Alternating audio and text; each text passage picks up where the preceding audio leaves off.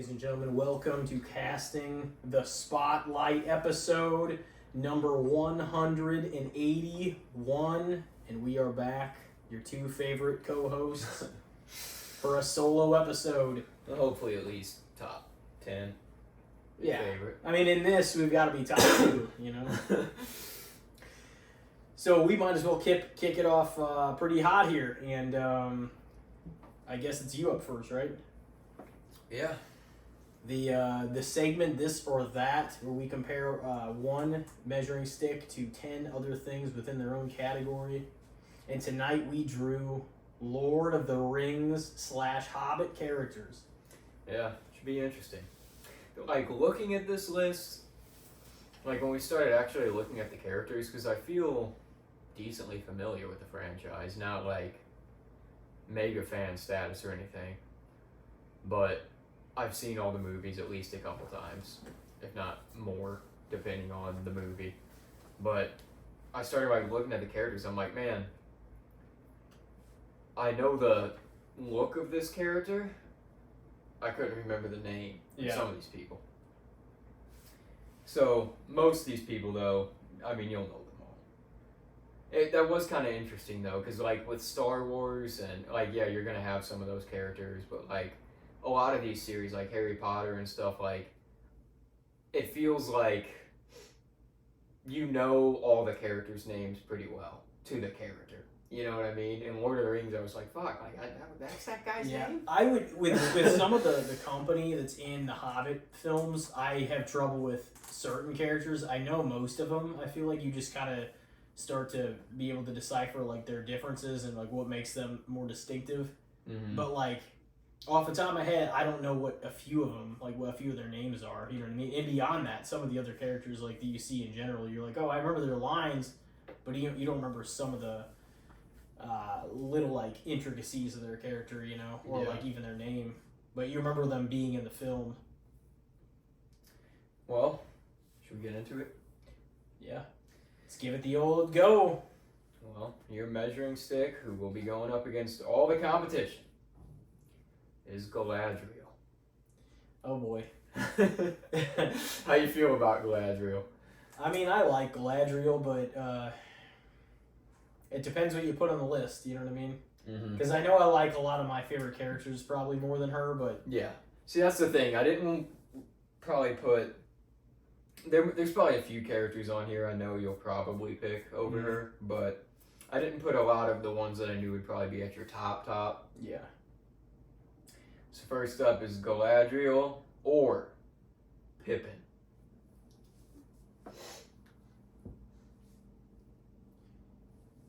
Probably Pippin on that one.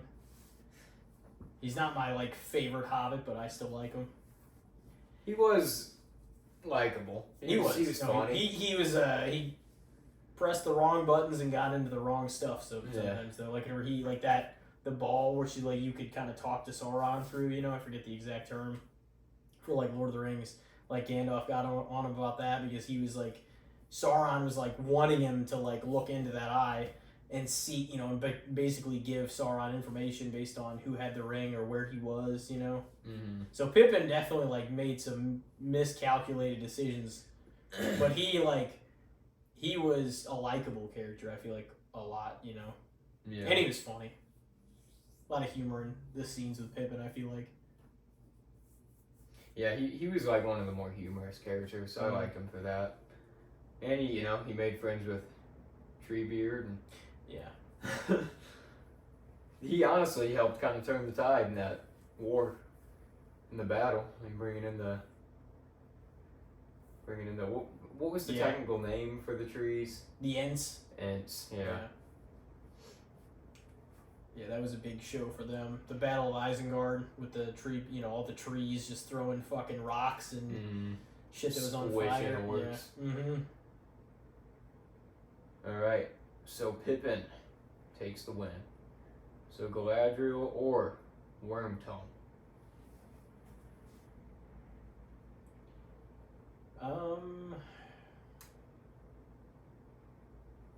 See, Wormtongue was a pretty like you know, it was kind of that like playing two sides at least at one point or another. in the story, you know, totally. Like, you didn't really see him on the good side, but you knew that he basically, like, turned his back and started kind of being Saruman's help after a while, like, getting information and stuff like that. He was slimy, you know, his name is Grima Wormtongue. He looked slimy. Yeah, he looked like his skin was green. Yeah, physically he looked fucking weird, slimy. man. I mean, he also was done, like, Saruman also threw him under the bus. Like, he's like, you can blame him, like, telling, like, whenever they all arrived earlier in Return of the King, with, like, on their horses, Gandalf, Legolas, Gimli, Aragorn, you know, and a few of the other ones in the King, Theoden. And they're just like, surrender your power, you're done. And he started, like, he basically threw Wormtongue right under the bus, but I don't know. Like, to me, like, I didn't necessarily hate Wormtongue. You can kind of sympathize with him, but it's also hard to because he made his own bed and then he tried to kill, like, Saruman. And then he just seemed like he was just that slimy, like, not loyal to really anybody. Yeah. You know what I mean? Kind of guy. Not saying Brad Dourif didn't do a great job playing him. That has nothing to do with this. He's his good character. at those kind of characters. Yeah. Anyways. I'd probably give it to Galadriel by a little bit on that. He's a great actor though, because he can like draw sympathy. He's been as in a everything. character too, and be like a good, compassionate character, or he can just be an evil prick. Yeah. Oh yeah. He can be deceiving. Galadriel though for the win. All right, so Galadriel or Legolas. Oh, definitely Legolas. Yeah, He's like one of my. He's up there. I don't know where he would be exactly. I don't really know who my number 3 would be because it's between several other people. Like Legolas would be a competition for my number 3 spot behind Aragorn and Gandalf, whatever order you want to put them in. But it would be Legolas would be up there. I know Bilbo would be really high up there. Sam would be pretty high up there. But also, like, I liked. You know, I mean, I liked Faramir a lot. I like Boromir too. I don't know how that ranking system would go. I like the mirrors. Boromir and Faramir. Yeah, for sure. Their dad, not so much. No, he was probably one of the dirtiest, shittiest, most scumball characters in the whole fucking series. Crunching tomatoes. Come, sing me a song. And just crunching fucking berries and shit into the camera. Yeah, squirting all out of his mouth and shit. That was disgusting. You didn't like that? That didn't fucking. I know Cheatham was a big fan. That was Cheatham's favorite part of the movie. He's like, oh, no, it's so funny. That he hated it so much. He's probably gonna listen to this. And oh yeah. This motherfucker. Oh, Lord of the Rings. If you throw that in the description, he'll listen. He'll probably listen. Yeah. Or Star Wars some of the time, so. Yeah, I would, what was that one? Legolas. Oh, yeah. Yeah, it's Legolas for sure. Yeah. That one's not particularly close. Because Legolas is in my top 10, maybe my top 5. Like, he's a main character too, and he has a lot of badass scenes. He does. So. He does. There'd be a lot of people fighting it out for like 3 through 10 in my list, you know. So. All right, so Galadriel or Treebeard. Probably Galadriel. I think like one of the strengths to her character is she felt like she carried a lot of wisdom. So you're like, she was powerful too. She like was. She could. She did. You know, she was. So was Elrond. She could draw people, and she had that Gandalf thing where she could do the big voice. And her and Elrond were alive for thousands of years at that point. Mm-hmm. So, I mean, they had a lot of wisdom. It was kind of ironic, though, but because they were elves and they were supposed to be so selfless and so we don't always have all the answers, those two grew to be much older and, like, especially Elrond turned into, it felt like, he wasn't a dick.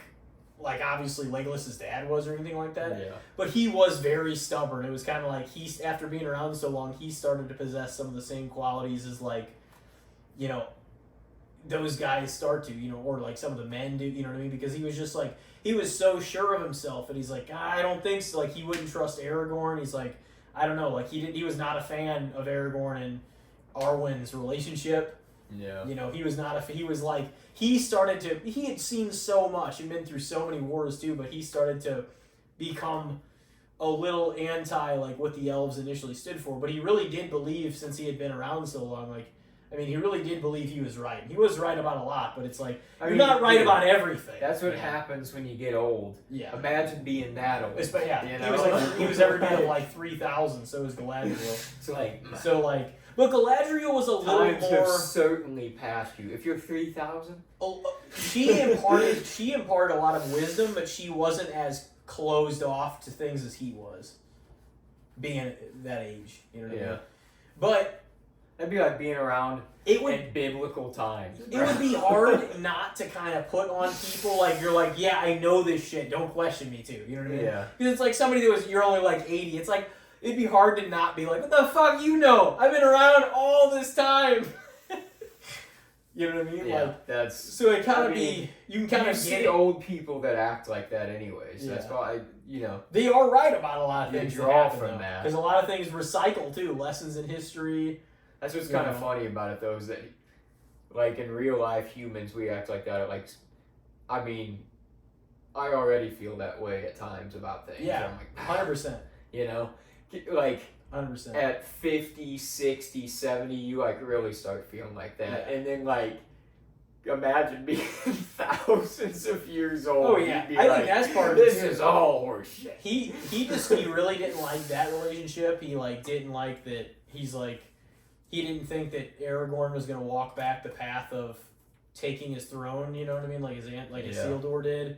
He was just like, he turned from that path a long time ago. You know, my daughter doesn't.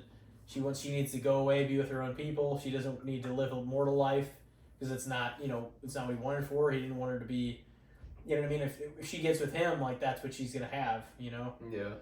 And but obviously once he became the king and stuff, like he had a change of heart and everything. He, you know, towards the end of Return of the King, they obviously got together.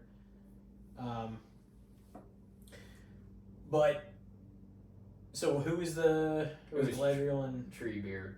Probably Galadriel by a little bit. I like Treebeard though. He had a lot of great like funny scenes. You felt really bad for him though whenever you saw that he didn't even know, because he hadn't even walked in a long time, that like a lot of the trees that used to be in the Forbidden Forest were like burned for like for like Saruman and Isengard's, like, you know, in the orcs, like the armies, like wishes and shit. Yeah, I thought Treebeard was a bad motherfucker. Like, honestly, I feel like he was kind of an underrated character. This is like the time though whenever you felt bad for him and you kind of like sympathized with him, where he's just like, oh, he's like, he walked in and seeing a lot of it burned down. He's like, many of these trees were my friends. Whenever like Pippin and Merry were like on his shoulder, you felt bad for him though. You're like, oh damn, you probably hadn't even been out here.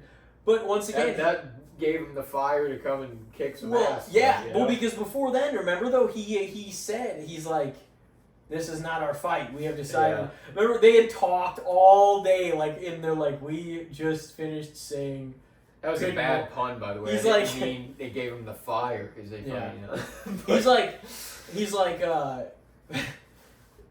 what the fuck did he say? He's like, oh, it had been hours and hours and hours, like most of a day, and he still had Pippin and Merry on his shoulder, or just there with him. He's just like, he's like, so are they gonna fight? And he's like, we just got finished saying good morning. Yeah. He's like, what? Like, dude, you need to move this along. Yeah. It's like it took fucking most of a day. It was like 12 hours. Like, dude, you trees move fucking slow. Yeah. We need a quicker pace here. Oh, yeah. The war's happening. Oh, yeah. That was a little much, but I would probably say that one's hard, maybe in a little ways. It's not... She did impart a lot of wisdom, and she kind of like, she had a lot of big moments, too. Yeah. You know what I mean? She was an important character, for sure. And the overlaying of, because I wouldn't her say voice, she was like one of the main, but she was like an important. And she had a very important role. She wasn't necessarily like one of my. I don't know where she would rank. You know what I mean? But it wouldn't. There's a lot of characters that would take over her too. Yeah. So, that one's close, but maybe Galadriel by hair. All right. So we were kind of hitting on him anyways. He was later in the list, but I'll just bring him up now. Elrond.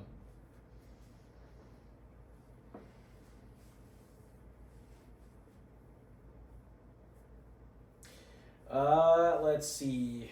I mean, I already talked a little bit about Elrond, I guess.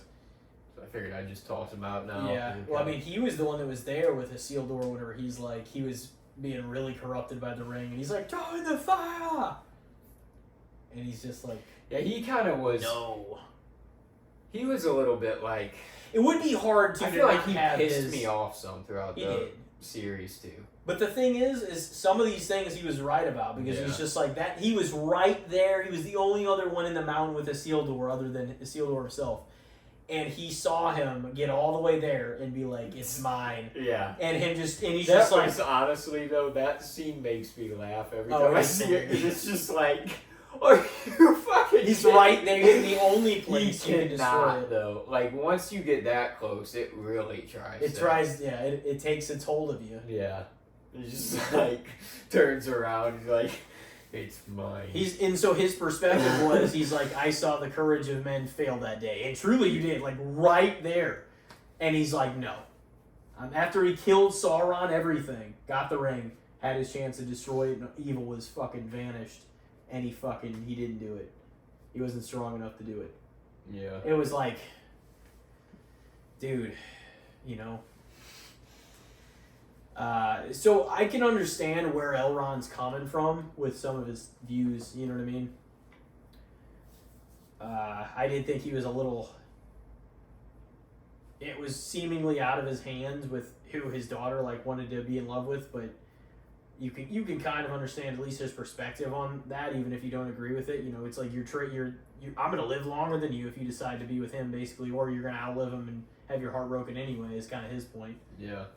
So I get it. I mean, he came across that way, but none of his intentions, I don't think, were out of being spiteful or being like vengeful. I think it was all because he thought he knew better and you fucking didn't. You know what I mean? I think it was, and I guess even saying that makes it seem like that, but I really didn't get the vibe of that. I think by and large he was trying to protect her along with himself and like their elf like heritage, you know what I mean? Like, yeah. I think he was trying to, so he really did think he was doing the right thing. But it's like also Aragorn was raised by elves, so he understands that culture. It's not like it's a complete outsider that he's asking to marry, you know what I mean? But he was against certain things like that. Yeah, he was old school. He was. You know? He was. That one's tough. That's probably the hardest one so far. I mean, because I hold them on equal footing in a lot of the same ways, you know? Yeah. Cause, I mean, they really are. They're two of the three elves that had the rings, too. And they were important, Yeah. not necessarily main characters. Here's the thing, though. Personally, like, I feel like Galadriel pissed me off less. She did some weird shit though too, but she also helped and guided like Frodo and Sam, and you know whenever she like. But yeah, like we were kind of explaining, Elrond wasn't like he was necessarily wrong a lot of the times. He was just very protective. Standoffish. He was, you know? Yeah. But at a certain point, like kind of like even what, you know, Arwen would say, or like at a certain point, it's like, you know, are you just trying to look out for other people's interests? Are you trying to look out for your own also? You know what I mean? Like too, it was just. But I really don't think any of his intent was ever bad. I think he just thought he knew better, and like, you know what I mean? Mm-hmm. You're fucking up if you're doing that. You know what I mean? Like that kind of. But he even came around. Like, remember they reformed Isildur's sword and gave it to Aragorn? He did come around and everything, too, on everything. So, you know, you can't, I guess, take that away from it either. But he had a good reason for being stubborn, in my opinion, too. It's just, sometimes it really fucking got in the way. You know? As it does. I mean, that's the kind of the theme with those kinds of characters. I would maybe say Galadriel by a little bit. Alright. She's the one that did the narration, too, the One Ring to rule them all at the very beginning of Fellowship, which was always dope. It felt so dark, where she was going through the history of everything that happened. Yeah. I mean, she was around for all of it too, so it makes sense. One Lord. So Galadriel, she's on a bit of a run here. She's got up 3-2. That one's tough. So Galadriel or even the Treebeard going with her was tough too. Yeah. Galadriel or Thorin. Oh, Thorin. Thorin was sick. Yeah, Thorin was. He was a great leader, and like up until the time where they got to Erebor and the Lonely Mountain, and you knew it was going to kind of corrupt him to some degree. Like not that you knew, but he was not the Thorin that he was, and like by the time they attained that goal, defeated Smaug, and fought back to win the mountain. Whatever, he still had that, his ancestry. I mean, family obviously is a huge part of Lord of the Rings too, and ancestry and your whole, and his heritage. Like Thror, his grandpa, like before Azog beheaded him in where they showed at the beginning, like it didn't happen at the beginning of the Hobbit, but they showed like 60 years before that or whatever. And Thror was just that was in him by then. He was covered in gold. He had like gold fucking parts of his beard and shit. Like they were braided with like gold things. It was like, dude, you are like, he was so far in it, and just so. So that's kind of how you feel. Like, Thrain wasn't really the same way, but Thrain was, that happened, and Thrain was Thorin's dad. He was obviously in the middle. But Thror was, he just gave himself, I feel like, completely to greed in the dwarfism, race of things in Lord of the Rings. That can happen too. But Thrain was kind of like, I forget what happened to Thrain that just, like, fucked him up, like, traumatized him, basically. Because then, like, you see him in... maybe the Desolation of Smaug, like if Gandalf goes to that like castle where there's some orcs and shit, and it's just like this really dark scenery. Yeah. You see him like going in, that's where he saw Thrain in there and stuff, and he's just like, well, everybody thought you were dead, and nobody had seen him in like years. Like Thorin thought he was dead too. He had at least been missing for like 20 years or something like that. And there was 60 years between when Smaug destroyed and took the Lonely Mountain and destroyed Lake Town into when they got their revenge. The whole journey, I think, was 14 months, or maybe it was 14 months, 18, I don't know what it was, something like that, from whenever they get Bilbo's services in An Unexpected Journey all the way through Battle of the Five Armies. I think it was like 14-ish months, or maybe that was the Lord of the Rings. But they weren't too long. It was probably inside of a year and a half, from what I can remember at least. But yeah, I thought Thorin was great, and like, even that just showed that he wasn't immune to giving into the greed that, kind of failed his ancestors, you know what I mean? Like Thror, especially like that. They were all there too, like Thror, Thrain, Thror, Thrain, and Thorin were fighting in that battle whenever Azog eventually like beheaded him. Yeah. Like he fucking took Thror's head, like he was sitting on like one of those rocks that was like just sitting higher, and like he just chopped it off like right in front of Thrain and Thorin. It was like, goddamn. But it's like that bastard probably had it coming to him too, because it was like not a good, and obviously like if nothing else, it just goes to show you like that was never Smaug. Just no matter how what kind of manpower they had, like he just came in and just wreaked havoc on everything. Oh yeah. Because he's a big ass dragon, and he just took it for like 60 years. I mean, he could if he wanted. Yeah. He's a dragon. Yeah, he just they got invaded, and no help came from the Honestly, that was cool though. That was scene, like at the end of Unexpected Journey, whenever his eye opens, like and all he's the just coins in the pit of gold. Yeah. Mm-hmm. And one of the big things from that is like whenever the dwarves were forced out of their homeland, the elves came because they heard about the battle and they were going to come assist the dwarves, and they like I forget what happened on the mountain, but it was post battle, and I just remember like the dwarves being like, or maybe it was Thorin, or no, it was Balin, the older one. It was like, oh, no help came from the elves that day, but it was Legolas's dad that was basically the one in command, and he's just like, no, we're turning back, like we're not helping these motherfuckers. And so they really felt like the dwarves really felt like the elves turned their back on them too, which is another reason they disliked each other even into the Lord of the Rings series with the whole, because obviously Legolas and Gimli became friends, but they also poked fun at each other. I'll be damned before I see the ring in the hands of an elf. Yeah, they had like They really had never made up as a race since that time that they were Butting late to the heads. party and then decided not to help him. But it was mainly because of Legolas's dad that he decided not to. He just had a thing against, like, I don't know. I mean, not necessarily against the dwarves, but he just saw him as greedy, and he's he like, was the son of a bitch. I'm not going to help him.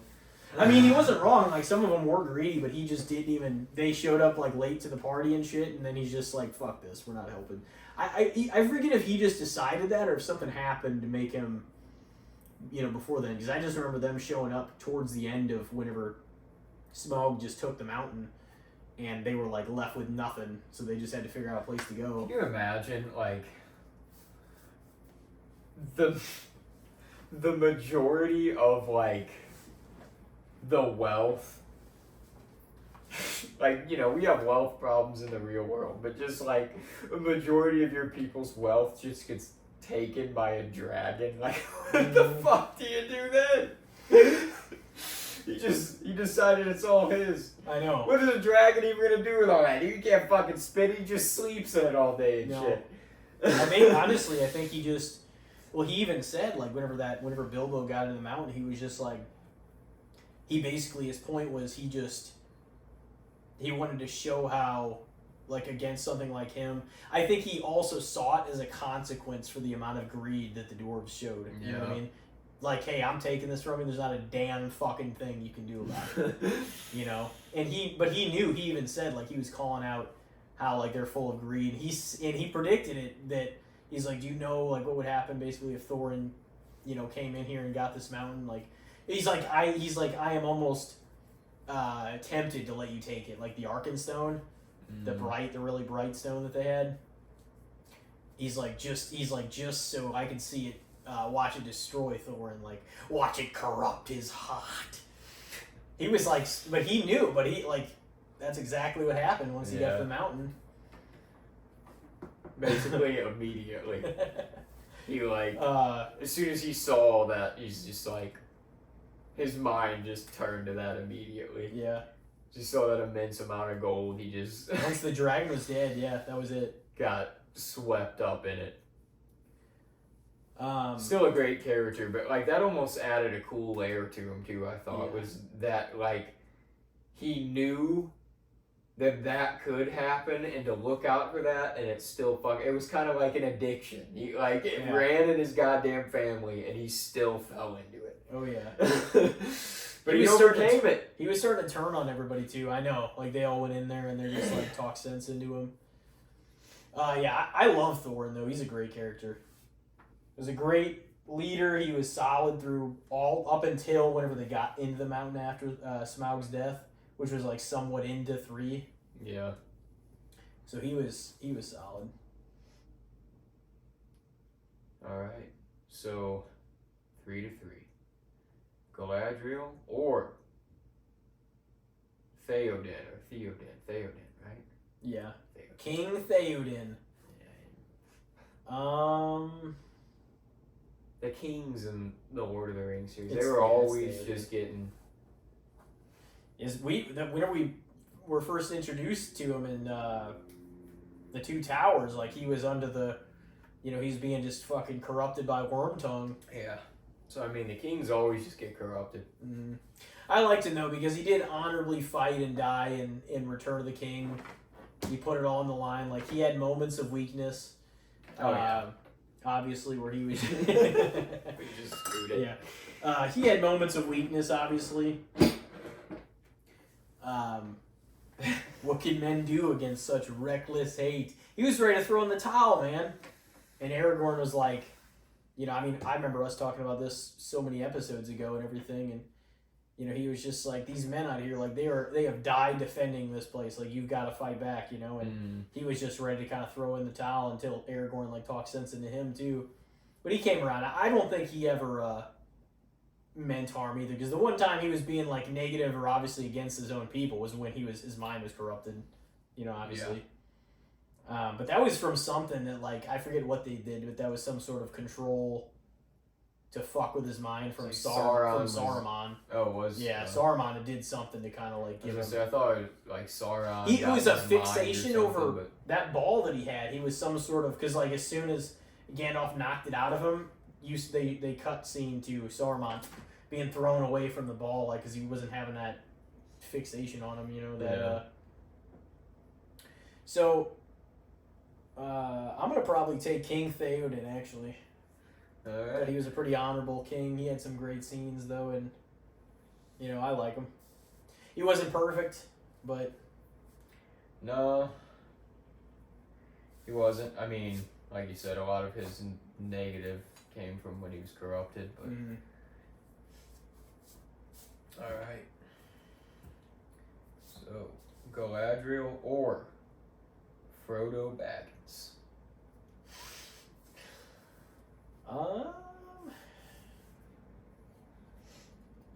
I know he's like not one of your favorite characters, really. That's why I kind of wanted to toss him in. I don't hate him. I just. I mean, he was whiny. Yeah. And he was easily corrupted in ways too, but he made some dumb fuck decisions for sure. It's also but like see, that was some of that trusting. Not to get you off, but that was some of that trusting. It's like, you know, and have heard the bad stories about Gollum, and you're fucking believing everything he's saying. Yeah. You know better. Yeah. He was like almost too in. That's what I mean about the hobbits in general. It feels like it's weird to think that they wouldn't be easily corrupted by the ring, because they just seem like sheltered, innocent, like they'd be corrupted by things anyways, because they wouldn't know better. And he kind of fell into that category some, for sure. But he also was strapped with the duty of making this journey and fucking ditching the ring. They had innocence by arrogance. They didn't know what they should be afraid of based on what they didn't know. Yeah. They didn't have any information. So, like, they didn't have any of the time to be instilled with fear. You know what I mean? Like, until really Frodo and, like, Gandalf told them. Because Gandalf told them, he never even got to really tell or looked into it until Bilbo left the ring. And he's like, this is yours now, Frodo, you know, in Fellowship before they left. And he's like, Bilbo got to live his whole life with this thing, and it wasn't a big deal. You get it now, and it's a major deal. Okay, I will give him that. He did get burned. He did get burned with a lot of shit for sure. And I don't think whenever he took the mission, like the adventure, the journey, I don't think that he knew exactly what he'd be in for. No. You know, but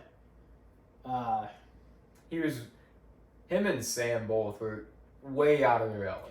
You felt a little bad for him in Fellowship, and then whenever Gollum surfaced, that's whenever you kind of got pissed off by him, was in Two Towers in Return, you know? It was easy to cheer for Frodo in Fellowship. Yeah. But whenever he started being naive, dumbass, fucking turning against your friends, Frodo... I mean... It's like, man... Yeah, I think that he was a... like... I still like him more an understandable and relatable character, but that didn't necessarily mean that he was always right or the most likable. But like, I kind of liked him for that, because he was like in a lot of ways the lead character. Yeah. But certainly out of the Hobbits. But he didn't always make the right decision. That made him feel more relatable as a lead character. So you're like, fuck, man, like. But also, that's just the way people would react in situations. Like, in high-stress situations, too, when everybody's in your ear telling you different shit, you're not always going to make the right decision. He should have trusted his best fucking friend that he's known forever over this creature. Yeah. But, he just wanted to see the benefit of the doubt in him, but it's just like, dude, this dude is not loyal to anybody, and you cannot, you know what I mean? Like, he's got a bad history of being, you know what I mean? Like, of just being a problem. It's like, he knew. And also, it's that like Bilbo, everything, his whole existence, I know revolved around that ring. Yeah, I know he was burdened by the task. However, you know, that's the thing. Like, once he got the information and, like, had the guys with him, it was just, I don't know. It's like, you are expected to, like, here's, like, for instance, isn't this exactly like something if Gandalf were still around with you, that he would advise against? Because if the answer is yes, and you know damn well it was, then why the hell are you keeping this guy around? I mean, it's true that he might have kept antagonizing them even in their sleep, ready to take the ring whenever, because he wouldn't have given up, until something, or if they killed him. Oh, yeah. But, like, you had to know, it's like, this guy is not still around for your interest. There's no way.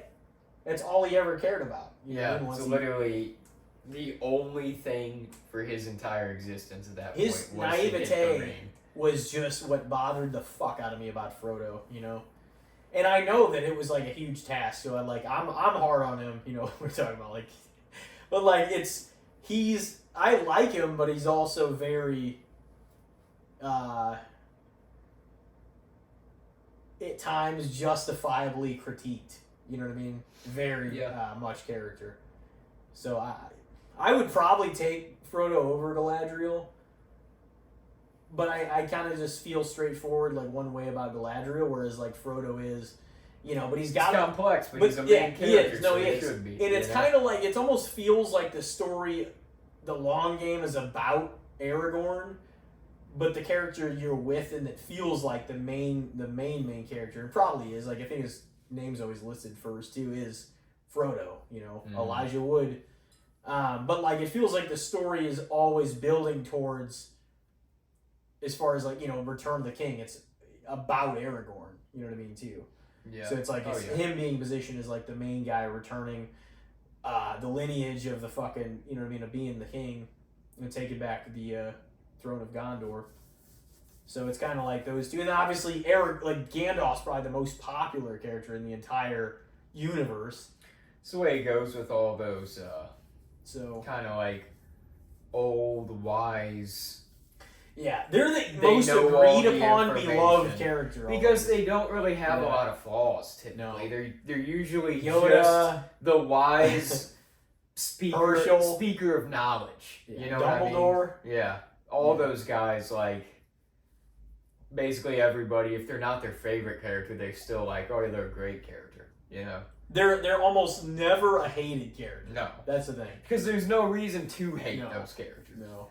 I mean, the one you could find the most reason for would be Gandalf, just because he fucking pieces out. People love Gandalf. Oh, Gandalf's great. I didn't hear anybody bitch about that until I bitched about that. I'm I swear. And I'm not he also saying does seem kind of I don't know, he's one that you could sometimes be dude, come on. You fucking act like you're the almighty dick around here. Yeah. Well, I don't gotta listen to you always. But the thing is most of the time, whenever he finally comes around, though, he does end up saving the day after he kind of feels like he bails. You know what I mean? Yeah. So it's kind of he's powerful as fuck. Yeah, but he whenever he said he'd return with an army in the Two Towers, and he came back with Éomer and that whole fucking group that was in Rohan that got banished in the Two Towers. They were together. He came back with all those guys. Whenever they came back, it made a big impact in the Helm's Deep battle. Because the tide had shifted. Through the night, the orcs were winning. They were about to break into fucking Helm's Deep through a lot of the night. Yeah, what do you know? Oh, here comes the hero. Yeah, so he just maybe that's why he does it, so he can have his moment. No, I saved it. I didn't thought we were done, but you came in and saved us. But he did always do that, but he usually delivered whenever he just felt like he had to bounce all the time. And it was God damn, man. It's if you're a wizard, you at least maybe could get this done quicker. You should fly across the fucking the world or something. Yeah. Oh, man, but... I would say, though, Gandalf has to be the most popular character in all of Oh, yeah, I probably would say most people love Gandalf, and he's a great, great character. It's hard to even deny that, He's definitely stuck his neck out for a lot of people, too. Yeah, I mean, he's been around for ages. Yeah. He's done a lot of good. I won't take that away from him. He was a good wizard. Mm-hmm. He was right that... Bilbo was the Hobbit. He was the 14th member that was going to help the company take back their homeland. Yeah. They did it. I mean, a few of them got killed in the process, but it's a surprise nobody got killed before they got there. Or during... Well, I guess some of them during the battle, but that was wild. But Frodo over Galadriel. Yeah, I go to Frodo. You probably didn't think I would, did you? I didn't really know how that one would go. I'd go Galadriel or Radagast. Probably Radagast. Yeah, he was a great character too. I felt like he was another one that like had a lot of humorous moments. Yeah, for sure. Those movies are such a good time. Like, if you're looking, like, that's what the Hobbit movies, I'm like, I will defend them. Like, I love them. And the thing is like, yeah, they might not be. It's like, the Lord of the Rings is so perfect in a lot of ways that, like, it's easier to see maybe a few of the flaws in the Hobbits. But, like, if you're looking to kick back, have a pretty joyous, good time, and it's, like, a little more lighthearted, but in that, like, universe, like, all three Hobbits are a great time, you know? Yeah. Because, like, the Lord of the Rings might be better, but they're definitely more emotionally fucking tugging and driven and dark and just, like, you know what I mean? Like, they're a darker fantasy. Oh, for sure. Series overall. They're so good. But it's like more if you like action adventure. Yeah, like you were saying with the Hobbits, mm-hmm. and dark fantasy with the Lord of the Rings. Yeah. I mean, there's obviously fantasy in the Hobbit series. The Hobbits are better than elves, for like just kicking back and like just throwing them on and just kind of loosely, you know what I mean? Like, because they're just a good time. Like, they're unexpected journey, man. Just because even before they really like get into the journey, like the first hour of that is just kind of like humorous. Mm-hmm. It's just a fun time. You get to spend time in the Shire. Yeah. Then all the dwarves start coming around and fucking up Bilbo's little hobbit hole. Yeah. And that's like, because Fellowship, I've heard people too say that it kind of is like slow, because it is kind of a lot of like getting into the journey. But I kind of liked that too, because I felt like Fellowship in ways was like, where Unexpected Journey was like the lightest of the series. Mm-hmm. Fellowship was dark.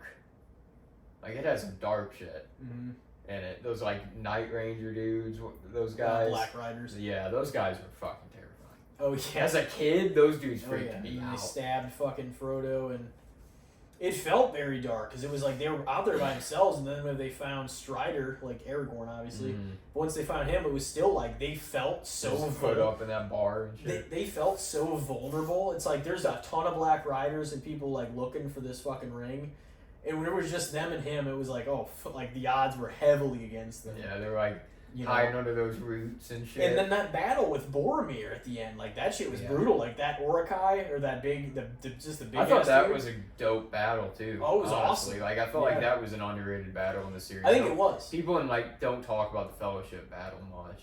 Yeah, towards the end, and like it was just like the 9 of them. Because I mean, obviously, Two Towers and Return of the King had like way bigger battles, but Yeah.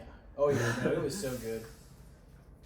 And then there were some other battles, like there was the Men of Rohan versus like all those orcs. Whenever they had like the after they had kidnapped the hobbits, took them with them, and the end of one, and then like a lot of Eomer's like group, there was like banned from Rohan or like left for a while, just fucking had a whole battle with them. So there's like other battles too outside of even the main line of them. But yeah, that battle is, I think it's the only one that's underrated, and I also do think it's great. But I definitely think the Fellowship would be underrated. Overall, I don't think the other two are. I mean, I don't think either of the other two are overrated though. I would say they're absolutely fair. Most people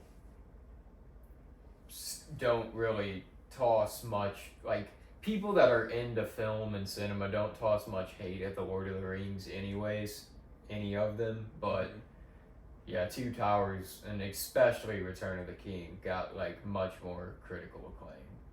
Yeah. Like Return of the King actually won the Best Picture. Return of the King, like it won like 11 awards. That shit. Yeah. They did. But yeah, even from a fan point of view, I feel like it is kind of weird to think that Return of the King is a lot of people's favorite, I guess. Because to me, Two Towers might be my least favorite. I think Two Towers still won, and like that's not saying Academy Awards, but it didn't win Best Picture. Yeah. But also a fuckload more came out in 2002. I feel like than 2003. There was competition for it. 2002 was mega stacked. There was like Gangs of New York, Attack of the Clones.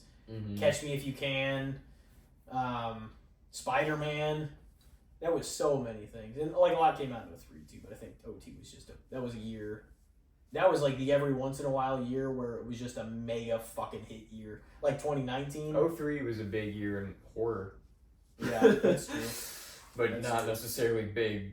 Because I was thinking, that was like I saw a post about Texas that. Chainsaw Massacre, Freddy vs. Jason, Wrong Turn. 28 weeks later too. Yeah. Or 28 days later. Years later, coming out soon. Yeah. So what was that one? That was the last one. No, it wasn't the last one. That was Radagast. Oh yeah, Radagast. No, he's dope. He's cool. He's funny. And we kind of started breaking into it anyway. It was cool to see out of the 5 wizards too. It's cool to see another one of them outside of Saruman or Gandalf too. Yeah, you know, that was neat.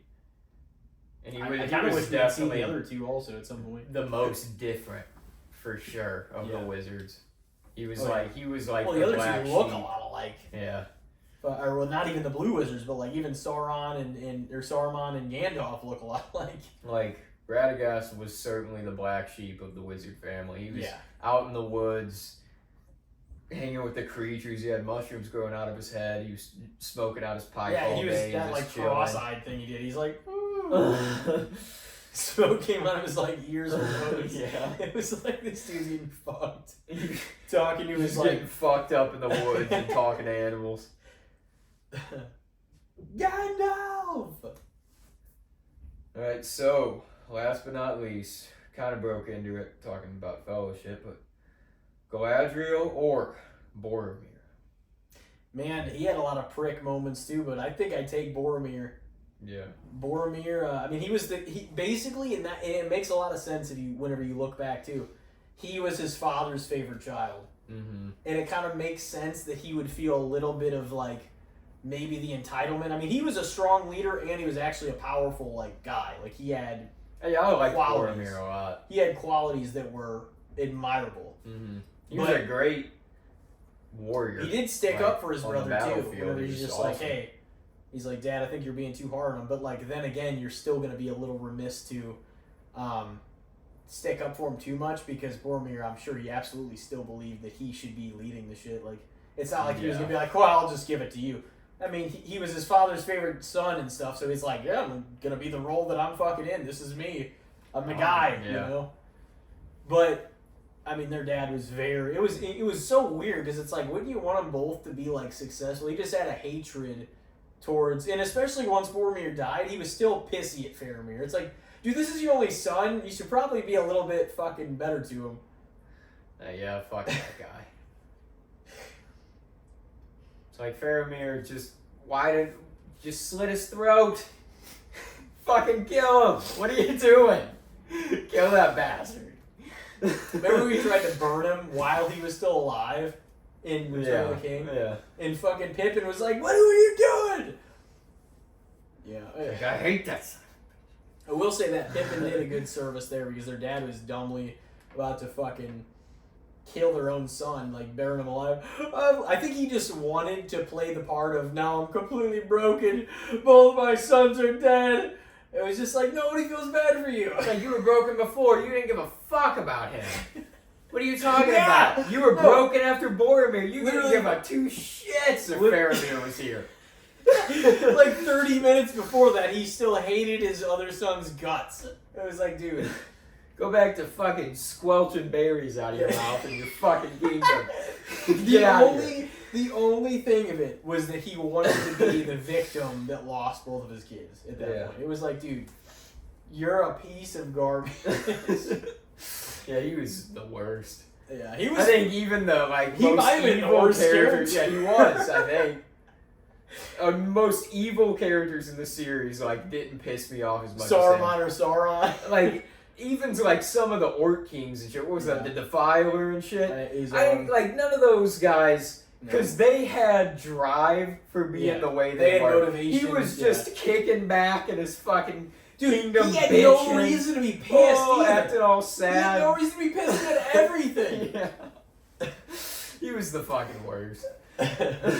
He was like, honestly, the character that was so just ungrateful. Yeah. That was just like, dude, because you would think it's like, if anything, okay, well, now after I lose a son, I'm going to pull Faramir closer now. It's like, no, he did like the opposite. He was still just like, remember what he said? He's like, Faramir looked at him and he's just like, I now can see that you wished it was Boromir that had survived and I was the one that was dead. He's just like, yes, I wish that. And he like took a drink. Well, dude, you shouldn't have even asked him that. You clearly knew that. Well, no, he's like, now I can see, because I think he was hoping that his dad would finally change, but he didn't. No, of course It's just not. like, it's like, dude, to say that that guy? yes. You think that guy was gonna change? Yes, I wish that. It's like, dude, you should have, honestly, he should have just killed him. That's what I mean. Gandalf did bonk him on the chance, head, knock him out. him. He was just like, no, we're getting ready for this war. Because he was like, he started acting crazy, and then Gandalf, like, smoked him in the back, and then he's like, smoked him in the head, and just completely knocked him out. And he's just like, prepare for battle! Because that dude is just like, my line is broken! You're lying, you weren't even the king! You were standing. Yeah. Till the real fucking You king sat up returned. here and got fat. You didn't fucking do anything as king anyway. Well, I guess it's time. What was my final score? 3-7 out of favor of Galadriel. You picked. Really? You picked her over Wormtongue, Treebeard, and Elrond. Wow, and I so easily, possibly could have taken all three of them over her, too. That's wild. I mean, obviously I didn't, but there's an argument either way. Well, I think it's kind of fitting with mine, too. So your Lord of the Rings character, your measuring stick, your main guy, it's going to be Frodo Baggins. No damn. So we'll see where he truly lines up in this. Yeah, I was spot. kind of trying to stand up for him when I had him against you, so.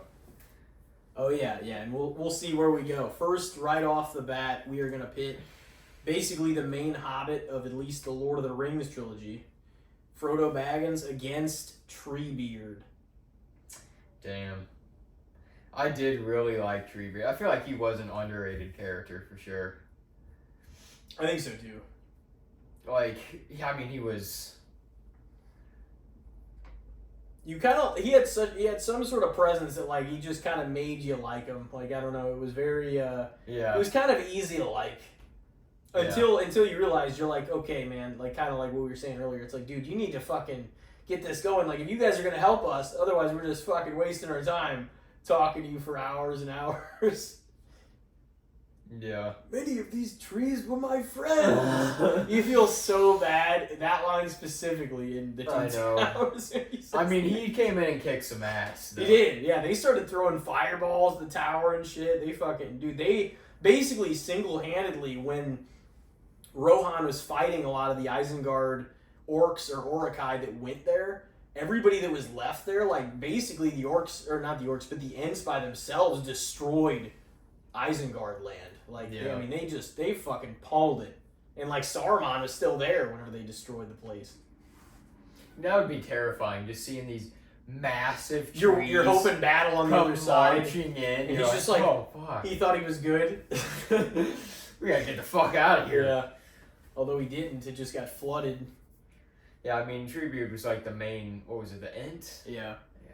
Why can't I I don't think think I can name any of the other Ents really, but I want to I know call he them the named a few Imps. of them. Is it an imp Imps. something too? and They're like mischievous little folklore creatures, I think. Imps. maybe. Yeah, Ent is just like E-N-T. Yeah.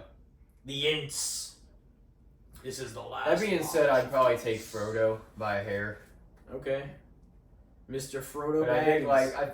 Treebeard was like, For your fellow Elijah. yeah, that's what I mean. I gotta stand up for him a little bit. He's Oh, an Elijah man. namesake. See, this is the thing. Nowadays, this gives me a chance to bitch about this publicly on the podcast. Quit naming your fucking kid Elijah. It used to be kind of rare. Yeah. You didn't meet a lot of them. Yep. And There's now a lot of you. Everybody from my generation has a white boy. Oh, it's Elijah. No, Yeah. fuck that. Quit naming him that. You know, at least I was from the generation before, so I can be like, you know, I was a previous Elijah. I didn't come from this wave of Elijahs. Dude, and that's what I don't understand too while we're the generation thing for a second. Because some things that I look at will say millennials are through 1996. And I'm like, are we are we young millennials or are we elder Gen Z? Yeah. Because it's always like right, because some will say 95 it cuts off, some will say about 97. I don't think it goes any later than that. But I'm like, what are we then? Are we just kind of the bridge the gap, That's which we what kind of are, yeah. really. But I still don't think you should have done Gen Z all the way up until fucking like the early 2010s. I think that's far removed from what we are. Far fucking removed. Yeah, I mean, they usually do, though. I feel like it could have been like a decade plus. 96 to 02 could have almost been its own, or 2000 even, I don't know. It could have been like its own, well, maybe not, that's not long enough. But it's like, sometimes it's weird because they have a short generation, and then sometimes it's like way longer. I'm like, I never understood because certain things will have us listed like, oh, sorry, our nostalgia, like, I get like nostalgia posts on my social media and stuff all the time, but our nostalgia is like kind of niche because I don't know, I just feel like we kind of didn't necessarily, we were kind of on the tail end of one. Well, that's why a lot of our and stuff, like the beginning of another. So like some of our things were just like our thing for like a couple years, and nobody else really like knew about it or fucked with it. That's why our like fucking bread and butter is like the late 90s, early and mid 2000s stuff, like all around. Yeah, a lot of that stuff. You know what I mean? Because and even that some was of the like stuff what like before, we grew up with, and just got because we both had older brothers, so like some of that early 90s stuff too. like can really hit. But yeah, my childhood definitely was like 90s Warner Brothers, Cartoon Network, Nickelodeon kind of shit. So we got a little bit of the old. That's why we probably seem like old souls to some of like the younger people, and then like some of the older people are like, oh, you sound like it's more like relatable. I don't know. It's a weird bridge the gap area. That being said, not to get too far off topic. Frodo Baggins, you took him over Treebeard, huh? Yeah. He wants to burn down Treebeard. I'm kidding. I was gonna say, I feel like Treebeard would probably be like, he's got to be the environmentalist favorite character, bro. He's the talking, walking, fighting back tree. What do you think about the next one here? We got Frodo Baggins or Saruman. Christopher Lee portrayed. Yeah. Tremendous character. It was. He was probably the most on-screen represented evil throughout the Lord of the Rings. Probably. Like Sauron was the overarching evil, but yeah, Saruman was like the evil that was like you present. witnessed most of the time. Christopher Lee, dude, that guy. Another guy that fell to the bad side. His life, dude. Did you know that? Like that dude's life, one of the craziest lives of all time. Just. Oh yeah. He did just about everything. He was in the British Royal Air Force. Yeah, and then he became a spy. He was in the fucking air battle with Germany and Britain. I'm pretty sure during World War II. Yeah, he was a World War II like part of the British Army. That's insane. I mean, Britain fucked Germany up in that battle. He fought the Nazis in World War II with the British Royal Air Force. Yeah. He was knighted.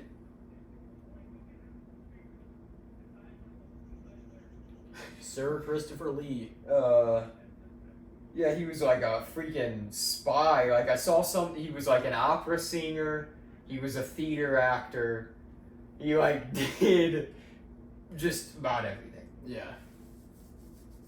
Oh yeah, no, he lived a life, man. And like it's kind of crazy that he had two characters that were good that basically fell to the dark. Yeah. And that was like his role. And fucking two of them came out the same year in the Two Towers and Attack of the Clones. Yeah. 2002. That's funny. It's like he had, and then he had that one, and then he had Count Dooku in Revenge of the Sith also. He was in Sleepy Hollow. Was in one of the old Dracula movies. I think we talked about that. Yeah, too. he was a Dracula. Dude, he was the man. Christopher Lee, probably really fucking underrated. Yeah, he's probably even a human being. That's what I mean. Just when it goes on the list of like, not just like actor, like oh he's a legendary actor, just like list of living a legendary life. That guy's on there. That's like a Schwarzenegger fucking kind of life. Yeah. I originally was gonna pick Frodo. I think I might still, but. Oh man, that's a hot take. But just the fact that Christopher Lee played Saruman almost wants to make me take him. Yeah. He's the man. Damn, okay, you're giving him more credit than I thought you would.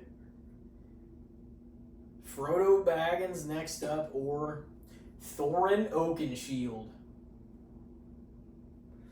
I'd probably say Thorin, for sure. Thorin was like a badass, Yeah. He just, like I said, he was like, throughout the Hobbit series, he was like the rock of the group. He was the steady force, the badass that pulled them through and got them to their mission, But it's like, once he got there, he was corrupted. Once they beat Smaug, it was... Hey, I mean, he gave his life in defending against Azog, too. Like, they killed each other, basically. It also probably partially felt just like, dude, this is mine. Like, it was his heritage. Because it was his grandfather. He watched his grandfather die over it. Like, they lost it to a dragon, so whenever he got it back, he led the group that got there, that got it back. So it was just kind of like, once that was back in his hands, he felt like, I'm the leader, this is mine. Yeah. Dude, once even after they agreed to give some of Lake Town, to like that Alfred dude who was like the, basically like the mayor or whoever of it. Alfred, and then the guy with the mustache that was like the red hair and stuff too. I forget that dude's name. And like Bard was just like, no, you shouldn't go there. And Bard was like helping him. But it's like, I don't know. It was at the time like to give them weapons and shit to like go up to the mountain there because they needed the Lakeview's support anyway to basically get them there or give them the weapons to get there and everything. But it just kind of, he agreed to all that, and then they got there, and I feel like he felt, it's just like, well, we worked, like, exactly what you're saying, like, we worked this hard to get here after everything, and, I remember whenever some of the company, like the dwarves, were like, no, we agreed to give them some, we've got to be able to make this agreement, blah, blah, blah, and he's like, I will not part with a single coin of it. Like, he's like, I won't. He's like, I'm not going to give anybody anything. Like, once they actually got in. But it just started corrupting. There was so much gold in there, too. But, I mean, they did take it back. But I think Lakeview got their share. Like, the company that was left, like, was able to stay there. And obviously, we never saw any of that in Lord of the Rings. That's what's kind of sad is some of the stuff in Lord of the Rings, because now we're spoiled. We're used to seeing an extended universe and everything. Is like Tolkien didn't write more than that of what happened to the dwarves at Erebor? What happened like once Aragorn took the throne back? What happened? You know what I mean? Like we would have to almost develop our own stories now. Yeah. And you see how some of that's kind of working out with Rings of Towers. Like some people really like it, some people don't. I can't really vouch for all of it because I haven't watched it all yet. I saw like they kind of got. But that's all. This is all beforehand. For sure. This is all before Hobbit even. Yeah. So. I. Well, is it even? Yeah, it's like early stuff. Cause even Galadriel. It's like 1,000 or 2,000 years before. Yeah. Because there is a trilogy. Galadriel's young. She's like 1,000. There is a trilogy that's called the Silmarillion, even before the Hobbit, which is like the birth of like the middle Middle Earth, I guess, universe and everything, and like I'm sure a lot of elves are in that and stuff because they're the ones that live for a long time. I don't really know that much about the Silmarillion. I don't even think the ring. I think it was like just the birth of everything, the universe and shit. But Yeah. it's like that whole world. I don't know if those will ever get made into movies or not. I had discussed it being made as like a series, you know. Yeah. Where in the timeline did the War of the Rohirrim take I don't know. place? Exactly. I still want to see that. It's gotta be the animation of that looked badass. Oh yeah, it's got to be somewhere before Two Towers and all that, and like all Fellowship. Yeah. In the years, probably somewhere in between Hobbit and Lord of the Rings series. Yeah. There's 60 years between them. I'm sure some of the stuff happened. That's the thing. It's another franchise that there's a long timeline, so you can like make other shit. Yeah, if you wanted. You could. We got a few gaps in Star Wars. So you said Thorin over Frodo? Yeah. All right, well, we got next up Frodo Baggins or Gimli? Dude, he was another kind of comic relief character that was like a real badass, though. He was just like the bowling ball character. He was just a thick dude. He was. I don't even know how to describe the dude. He was like a wrecking ball almost. But that what's that fucking weapon that he had? What do you even call that thing? Like a axe? Was it an axe? I thought he had more of a mallet thing, but I guess it was an axe, huh? They were all like kind of different variations, but like a lot of the dwarves used axes and shit. They didn't really use.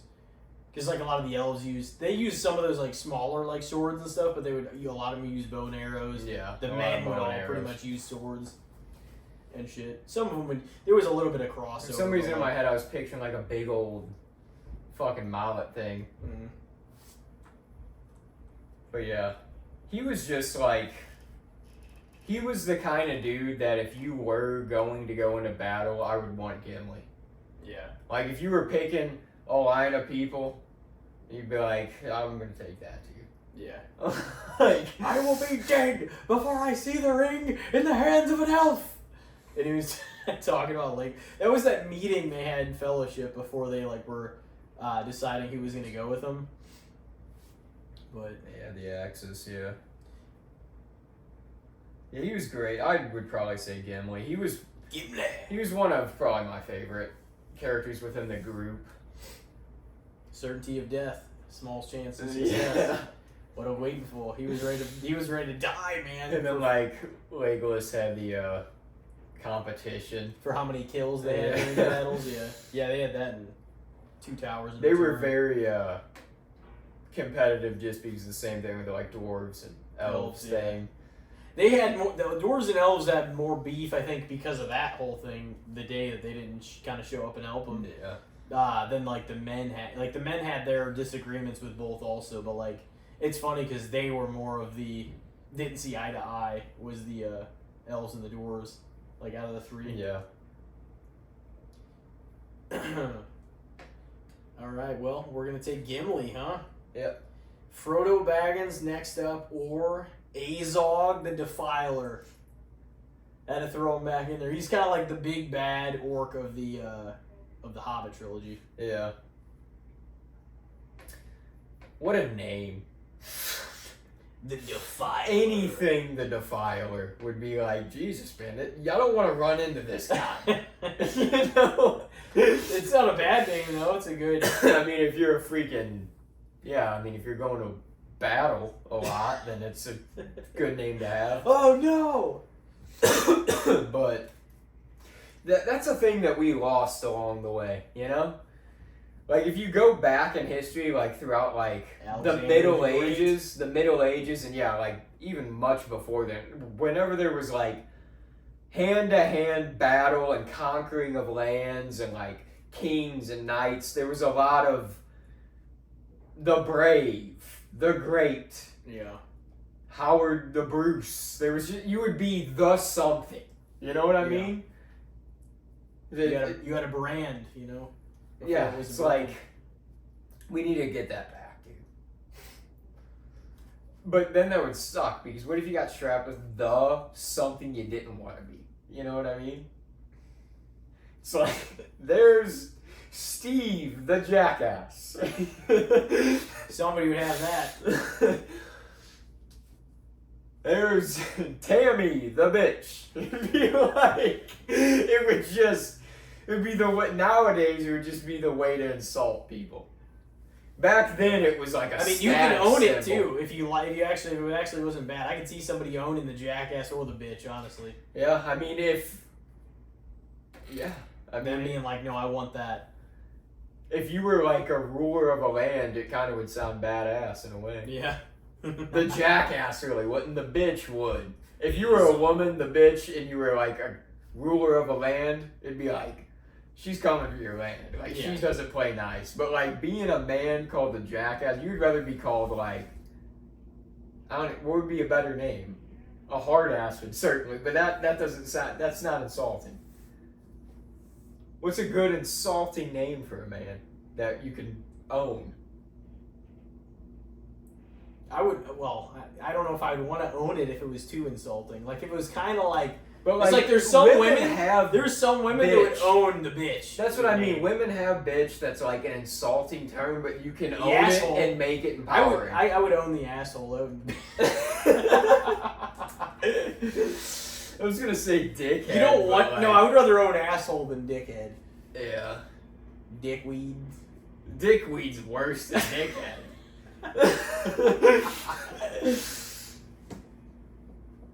Yeah. Jackass Or is Steve the dipshit. Jackass, and see, that's the thing too. Jackass and dipshit especially make you sound dumb. You wouldn't want to be a ruler of a land and called jackass because it just makes you sound What like you about don't know what asshat? you're doing. That's the same thing. Like, it's just kind of like, Wouldn't you rather be called asshole? yeah, I'd definitely rather be asshole because ass hat makes you sound silly. This conversation out of context is gonna sound absurd. Ass hat's like you're silly and you don't know what the fuck you're doing. Oh man. Yeah. The defiler. You could be Carl the Weasel. The weasel. That'd be terrible. Yeah. I mean, that just kind of means you're a little scummy. Yeah. The scumbag, you could own that one. Yeah, because that sounds a little less personal, but it sounds like you don't want it, but you'd rather have it than something that's shittier. All right, what do you think? What do you think? We could go on. I would probably say Frodo. More than Over Azog? the Defiler. Oh man, what'd you think of him? You didn't think he was too bad? I mean, I thought that as a villain, he was a decent villain. He had motivation. He was Thorin's like enemy, basically. Yeah, he was rivalry. he was the head-to-head with Thorin, and like Thorin I liked a lot, and he was just his opposition. He played his part well. He definitely was villainous. Like, he had some very like ruthless scenes. That one guy that was like, I was lucky to make it out alive, and he just fucking like tosses him over that cliff or whatever. Oh yeah, well, dude, Grabs him by the Azog head. fucking kills a few people. I'm trying to think. He kills. Who is it? Balin? No, he killed. Yeah, there's somebody over there. Well, before. Oh, Killy. I think he killed Killy and Feely. Keely and Feely. I don't think Borg did. The other fucking uglier dude. He was a little taller, but he was like Azog's brother. He was more warty and shit. Yeah. And he had like part of his face. Azog was pretty smooth, you know. He Yeah. kind of looked like a hard ass. Yeah, he did. Borg got fucking killed by Legolas. Borg had a name like he'd be more warty and shit. Yeah. You know, compared to Legolas Azog. killed him. Yeah. Fucking, The early days of Legolas. so you're gonna go with Frodo over Azog, huh? Yeah. Damn, well he's whooping some ass on this list so far. I mean, it's 3-2. It's close. Is it? Yeah. Oh yeah, you took Yeah. Emily. Okay, yeah, no, you're right. Good. Call me on it. Frodo Baggins or Faramir? See, this is not an insult either, but like, I'm like, even when we watched it, because I remember you specifically really empathizing and like kind of sympathizing with Faramir. Yeah. Because you're like, you almost found him very, and I'm not trying to put words in your mouth, but like you almost really, seem that's what I even said like you in your found list. him really relatable. Like, You're I really liked I like Boromir. Faramir. You're like, I feel like you got Faramir. treated like shit. He did. He did get. I admit that too. He's And we're definitely both the younger brother too. It doesn't. Yeah. I mean, it means some things. It doesn't always mean what you think it means, but it sometimes means parts of that.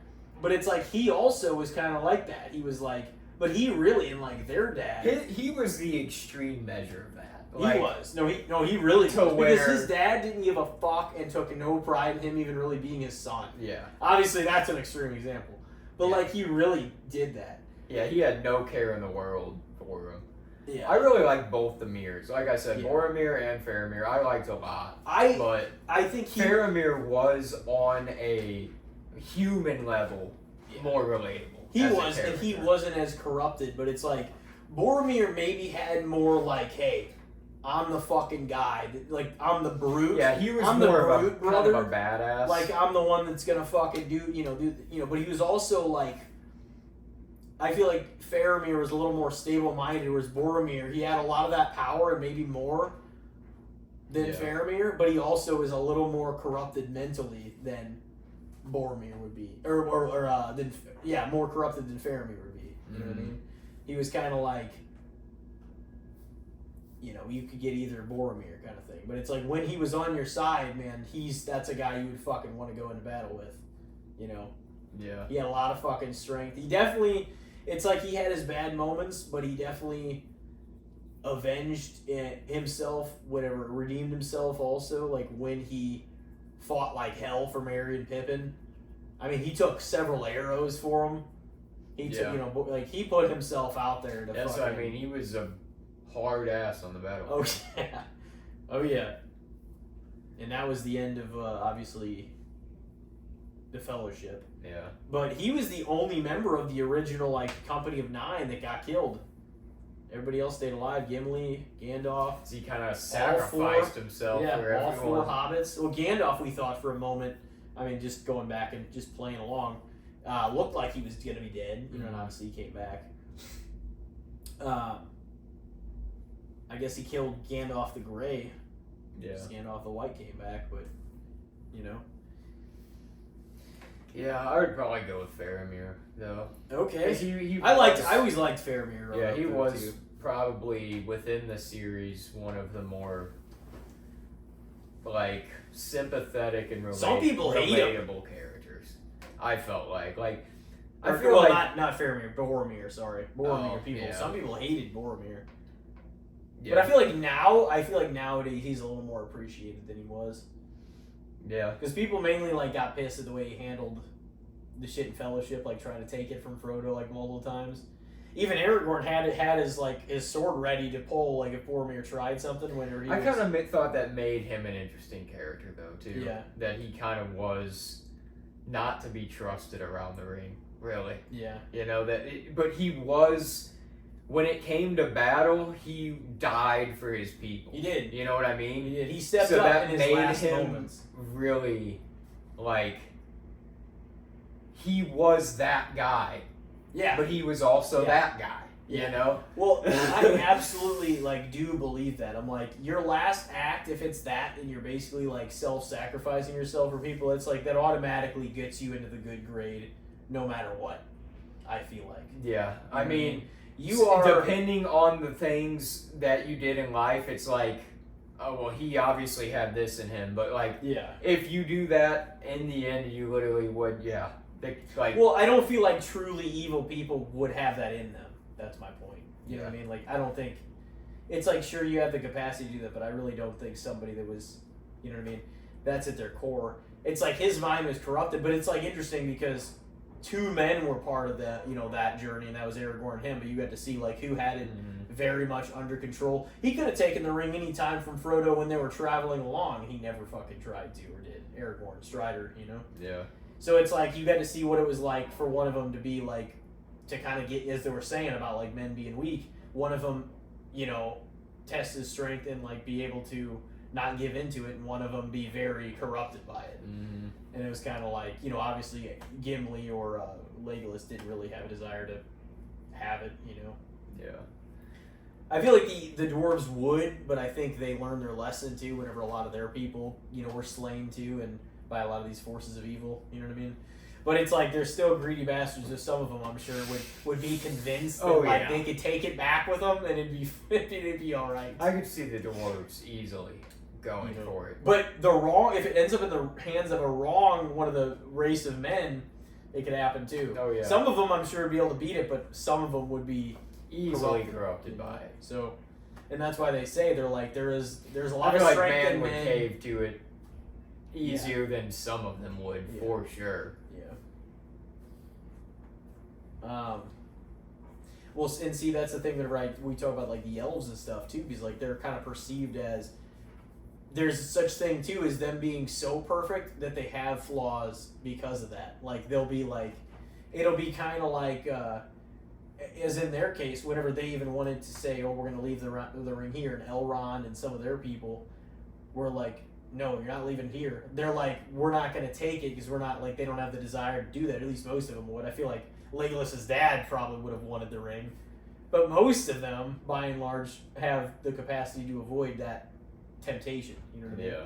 But maybe people like his dad would not have, because he wanted the Arkenstone too. Like he was actually one of the percentage of elves that was like didn't see things that way, you know. But those are few and far between. But fucking, you know, none of, like, what was I getting at? Basically, like, none of them were, you know, kind of that way. So it was interesting. And obviously, none of the hobbits had any desire to, you know, take it or hold it or anything too. Especially like, you know, they saw how hard it was. If you weren't Smeagol. Yeah, but he turned himself into like a creature. He started as a hobbit, but someone wound up as fucking something else. Gollum. Who was the last one we said? Faramir? Yeah. So you took Faramir over Frodo, huh? Yeah. All right. Well, next up, Faramir probably would be like Boromir and Faramir.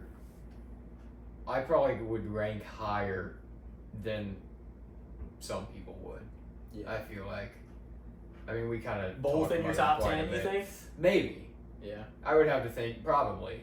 Yeah. Who you rank higher, Faramir, out of the two?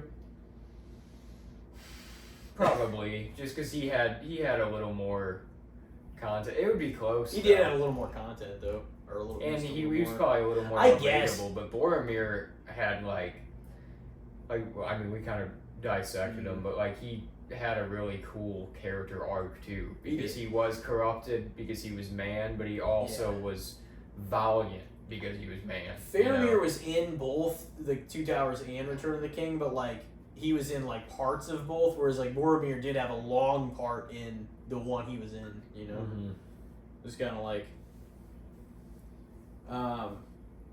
so you're taking Faramir, huh? Yeah. Well, next up we got Frodo Baggins or Tario, as fucking Legolas would say. She was in, I want to say, I don't think she was in An Unexpected Journey, but she was in both The Desolation of Smaug, and Battle of the Five Armies. Yeah. And she was kind of like, the way I interpret it is she like grew up with Legolas. She obviously had a thing for, I guess, Fili, wasn't it? Because I think it was those two, but I think it was him. Of the company and stuff, and like that was sort of, you know, and obviously like Legolas's dad was against it because he's just like, you know, telling her like what you feel for that dwarf is not real, because she like helped him heal himself when he was in Lake Town staying. Remember, they stayed back until Five Armies, so like Desolation of Smaug and them getting to there, those two actually stayed back, Fili and Keely, and she was like trying to find a medicine, and so they kind of had their kind of relationship sort of established. I mean, they weren't in a relationship per se, but they started talking to each other whenever Legolas's dad, I wish I could remember his name too. It's another one of his names that's similar to the other ones too. Where he like jailed them all for a minute in the Desolation of Smaug. Remember that? Yeah. Baggins had to get out and get the keys and shit. The Thranduil? King Thranduil?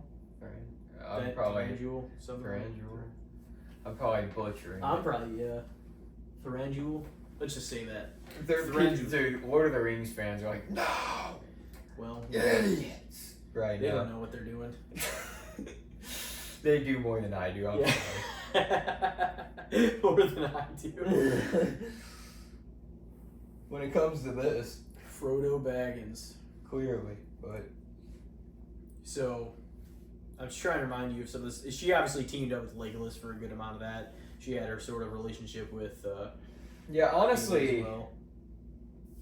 I kind of thought she was dope. I like the She was elves a pretty lot. badass, I thought. Yeah, she was. She was like one of the. She was super badass with like the bow, too. Oh, yeah. Her and Legolas were kind of beaten up on board for a minute.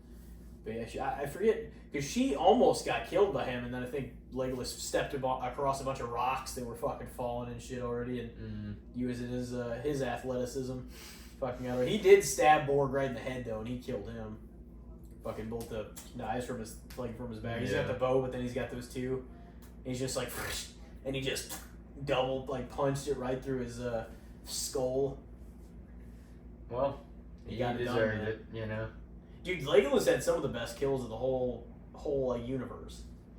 Yeah, I mean he was athletic in battle. Yeah, he could do some high he flying took down shit. that big ass. He was the Rey Mysterio of battle, you know. Yeah, that like giant ass elephant he took down in like 3, and Gimli's like, that still only counts as 1. Yeah. Yeah, I'd probably have to pick Frodo by a hair, but I thought Tario was cool. Yeah, I think she was she's probably a little underrated.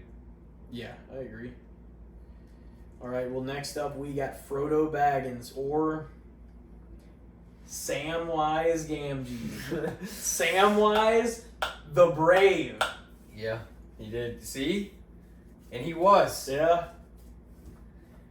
He was, man, maybe the bravest Hobbit.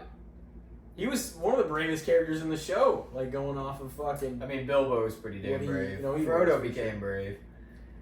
Those two are definitely my favorite Hobbits, though. Bilbo and Sam. They're like up there. They're both in my top 10 out of everybody in UConn Hobbit. I feel like those are the 3 for me.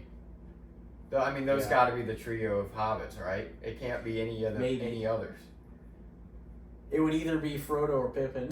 Oh. I like Frodo to some degree, but he, you know. I mean, Pippin's a good character, but Frodo had. It wouldn't be Merry though. No. But Frodo had a lot more character, you know. But yeah, I would put Bilbo on top for the hobbits as far as I go. Man, Sam, he was the... Samwise is awesome. Like, it's hard because sometimes I want to take Sam over Bilbo, and I'm like, man, Bilbo, I loved him in all 3 hobbits, too, so it's like, it's hard. And he's got, like, a lot of one, too, like in Fellowship. Yeah. So, I mean, even a little bit in Return of the King, too, but he's old as fuck. Yeah. Because that ring gave him, like, extended life. Old. He looked fucking 45, and he was, like, 100 and...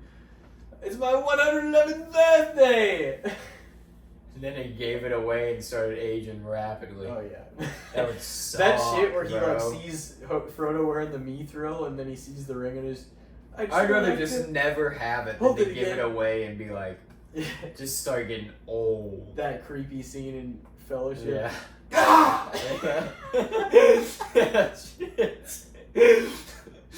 That was dude. Fellowship did have some creepy ass moments. It did. Sure. It was kind of like that movie creeped me out as a kid, but I liked it. It was like it did have, and then the Galadriel thing where she's like, "Oh, shall love me." It was like, and then even that dude hunting down like that big ass orc that hunted down Boromir. Like there was some. Or like the Gollum shit in the narration at the very beginning of the movie was creepy, with Galadriel doing like the narration basically. One ring. A last age of elves and men. Blah blah blah. It was just like it felt so fucking dark, like that first whole It's just like everything collapsing. Yeah. Basically. Yeah. Yeah. Sam, he was kind of like the moral and intellectual compass on a lot of the journey because Gollum, which, you know, great character, but he was definitely corrupt in the journey. And Sam was the one kind of keeping it on its path. Sam was a rock, man. Yeah, he was really brave too. I'm going Samwise. Samwise, baby. Yeah, he's the man. Samwise the Brave. All right, next up we have gotten Frodo Baggins or Aragorn's love interest Arwen, daughter of Elrond.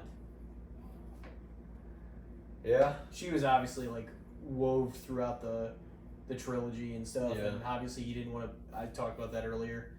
Kind of wanted to keep them separate because she would be either having a more immortal life herself, or just kind of seeing like perhaps her kid and or her husband like pass away well before she did with the elf blood in her, you know. Because it's like if you want to make a Bojack, Oh, no. do not jump up there. He's trying to knock He was our thinking camera about it. over. Don't do it. I know, and it would probably immediately.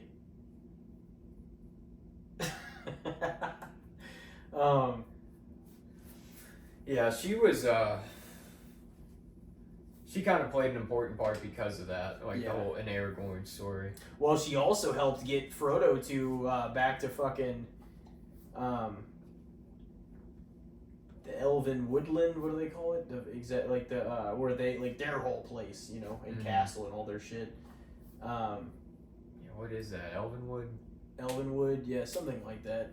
There's a term that we're Rivendell. Oh, Rivendell, yeah. We were fucking up. People that are definitely hardcore fans are like they're fucking up. Like they don't know shit. But it was Stick to Rivendell. Star Wars, motherfuckers. Yeah, well, listen to this shit. I like talking about this shit too. Yeah. But yeah, she had to like rush them back, and remember she did, like the Black Riders were chasing them, and then she like said like there was a thing she was saying to the waves, and like they came crashing through, and it washed the Black Riders away. So she was able to get to Rivendell before all they did. Yeah. Because Frodo was like poisoned because he got stuck with that he got stuck with that blade from the fucking Black Rider. You remember that? Yeah. So he had to save her. Dude. She did. She kind of like put her ass out there, at least in the first one, but that was like the main one that you saw her out doing stuff. A lot of the other stuff was like conversations with Elrond, and like kind of there was like a lot of flashbacks of her and Aragorn as well. Just to I'm trying to contextualize it. You saw her a little more because she was there. I'm pretty sure whenever he got the sword gifted to him, or like maybe a little before then, and Return of the King. So some of her moments were flashbacks, and some of them were like moments with. So I kind of remember like flashbacks and the whole Elrond being the way he was, and. But she was definitely like his love interest throughout. Yeah. Like you could tell even beforehand they had a whole something before Fellowship even happened. Yeah, the elves they liked Aragorn. Most of them. The women elves like Aragorn. Yeah, well, that's who he was raised by. Yeah, I'll probably pick Frodo. All right. Frodo Baggins. All right, and for the he's tied, isn't he? Or is he up by one? He's up by one. And for the cake, for the number 10, we've got Frodo Baggins or Smaug. See, Smaug was like, he was kind of a one-off, like, movie. He was in the very end of Unexpected Journey, all of Desolation, in the very beginning of... Yeah, Desolation was his movie. Yeah, that was his show, pretty much. I mean, it's called The Desolation. He was Smaug. one of, like, the best... Because he wasn't necessarily the main, like, a main villain. He was, but he was kind of like the side villain just because he had the gold, you know? Yeah. He was kind of like... But he had, like, so much... he was almost like a metaphorical villain. Yeah. Like what he... You know, with them reclaiming their homeland, and he just being like, no, I can just take this from you guys anytime. That's what I mean, like, the personality for, like, a dragon. He just, like... He was such a... He made their wealth. So many good points, though, in that Desolation of Smaug about, like, the corruption, a lot of about real the life greed. points. He That's did. what I mean. Like, he was a fantastic character. He was almost a real life moral compass, but he was a villain in our story. But you could see what he meant. You know? His points were like, oh, he's like the guy we should be listening to, but he's gonna like show you, your consequences in like just heinous fucking ways. Yeah. Like he's gonna be like, no, I'm gonna show you what happens, or you fucking lose everything. Yeah. How he said about Thor, and he's just like, I'm almost tempted to let you guys take it. You know, just watch it destroy him, watch it corrupt his heart. Yeah. And it would. Yeah. Oh yeah, no, he was right still. I mean, he didn't give into that like fully. Obviously, he ended up fighting, and it cost him his life, Thorin. But he, you know, whenever they finally won it, he was right. Yeah. Man.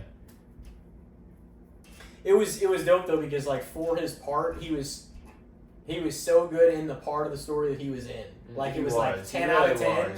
It was like 10 out of 10 for the part that he was in of the story. It just wasn't like a huge part, but it was pretty large. Yeah, I really liked him. Because he affected, like I was kind of saying before, like he affected the... He was a villain, but he wasn't a villain. He was just... Yeah, I mean, he was because of the way he acted and treated the situation, but also he was teaching a lesson. Yeah. In his own sort of way, and it spoke to a real life kind of thing, so it like made him a relatable and understandable villain. Yeah. And like I'm almost tempted to take him, but I'm still gonna take Frodo. Oh man. Yeah. I think that's a 6-4 Pretty Frodo close. Baggins victory. Yep. Elijah, Wow. the Elijah namesake fucking stuck it out tonight. Oh wow, okay. Damn, Smaug got desolated, man. Oh. He did. Well, I think it's about time for the good old break before good old fashioned round, the good, the bad, and the shits. So stay with us, ladies and gentlemen. We will return, episode 181. Ladies and gentlemen, we are back from our break with a little bit of Lord of the Rings tuning in. From our epic journey there. Yeah, ripe off of our Lord of the Rings characters segment, this or that. Hope you enjoyed that one. Definitely something we don't talk about all that much, so to go in at that length was definitely a different time. Yeah, it was probably definitely the most in-depth and the longest we've talked about Lord of the Rings. Oh yeah, that was most of that hour and a half. Yeah. So, well, I think it's time for a good old round here. Yeah. You want to start off? Yeah, I can. All right. Well, what do I go with here? Well, I mean, we might as well just get into it. The sad, bitter news of R-Truth's release struck us all yesterday. Yeah. So just overall, what do you think about the career of R-Truth? Or just R-Truth in general, I guess. I always thought he was super fucking talented, honestly. Like, I'm not saying at all times they made correct use of him, because I think, like, yeah, he's really good at the comedy stuff, but he could have, like, wrestled maybe a little more towards this latter part of his career, you know? I get not having him wrestle a lot, though. I'm not saying every week necessarily, but like he did wrestle a decent amount through there, because he was in Awesome Truth and he was in Judgment Day, and like he wrestled occasionally. R-Truth in general, though, I would 100% say underrated. Yeah, he definitely like. I feel like he was one of those guys too that they could like. He got strapped with the Vince McMahon, like, goofy, dumb bullshit sometimes that, like, nobody could get over, but it was Vince's own personal stupid, like, oh, this will be funny. Yeah. And, like, somehow R-Truth would find a way to actually make it funny for people. Like, that, like, how did he make Little Jimmy work for as long as he did? He was talking to him the other night. That was fun. Where you were just, like, come down with him to the ring. Like, he had that shit for like a year. Yeah. An invisible, like, little dude. How the fuck it was did like he that work? 2010 or 11 era. Yeah. Yeah. That honestly might have been some of his best stuff, really. He was there from like the late 90s. Like, people don't even realize he actually got hired from like 97 to like 01. He was like K-Quick. And he was K-Quick. And then he was part of the Invasion angle. He was part of all that stuff too. And then he left, went to TNA, came back in like 07, something like that, maybe late 07, 08. And then he's been there like ever since then. I'm like, that's a long run to have been back, you know? And it is sad that he's going, but at the same time, I'm like, I get it. Yeah. The guy's in his 50s now, like, they've got young and, like, impressive talent coming up from NXT all the time. Like, occasionally you do have to create cap space and space on the roster. Yeah. Like, so it makes sense, but it is just kind of like, holy shit, because it was kind of, like, made me, like, out of nowhere, felt sort of blindsided by it because he was on SmackDown this week. He like was just on dude, TV. and he went for the first time in a while. It feels like he went back to his original entrance and he was singing the whole song. What's up? I mean, maybe he got to do everything one last time, like main event or be in one of the big matches. Obviously, the Saturday's main event. Think too. Maybe I honestly think he got to that work with Cena again. He should have just put the belt up on the line. To be honest. Like, he should have been like, I mean, you knew he wasn't going to win anyway. But it's like, oh, they could have done it again. It's kind of like a funny thing because people dissed that Capital Punishment one whenever he was defended against him. Yeah. Just to be like, but really, if you look at it, they strapped a lot of stuff to him back whenever he, like, re-debuted. He won, like, the U.S. title. He was in main events. He was in, you know what I mean? He was in a lot of big stuff, actually. Mm-hmm. So, the career, I mean, I think he was... As a talent, like, I think he was incredibly talented, you know? Yeah. I mean, next he to, like, was too, next to Booker, he's one of the most, like, athletic, like, African-American, like, talents from that era that, like, I mean, fuck, they could still be, like, wrestling now. Like, they're so fucking, like, talented guys, and, like, he's so acrobatic just like him. I mean, it's, like, obviously both those guys are from, like, an era that's been, you know, basically, like, that 90s, 2000, but like those guys have always been super fucking athletic and like really charismatic and really good. I'm like, you know, to a degree they're probably both a little underrated, but obviously R-Truth just probably got less like accolades in his career, you know. And I mean Booker was phenomenal. They both were really, like you said, though, super athletic and super good at like the comedy stuff. Yeah. Like everything like Booker, honestly, pretty much everything Booker did in his career, most of it pretty much worked. You know what I mean? Like, so. And he was just one of those guys that, regardless of what he was doing, he was almost too talented to deny. You know what I mean? Like, even if he wasn't, like, your favorite, it's just, like, you can't say he's a bad fucking wrestler. Like, he was, you know, amazing in the ring. Same as, like, R-Truth. Like, the spins and shit he used to do, like, the crazy shit he used to do. Yeah. He would do it in TNA all the time, too, you know? I mean, he was there when we watched the Impact tapings live and everything. It was cool. Ron the Truth Killings. His actual last name is Killings, though. So he got married, and his wife's last name is Killings. Yeah. Gotta deal with that. Ron Cena. He was in The Wrestler. By that, yeah. Yeah, he was, wasn't he? Mm-hmm.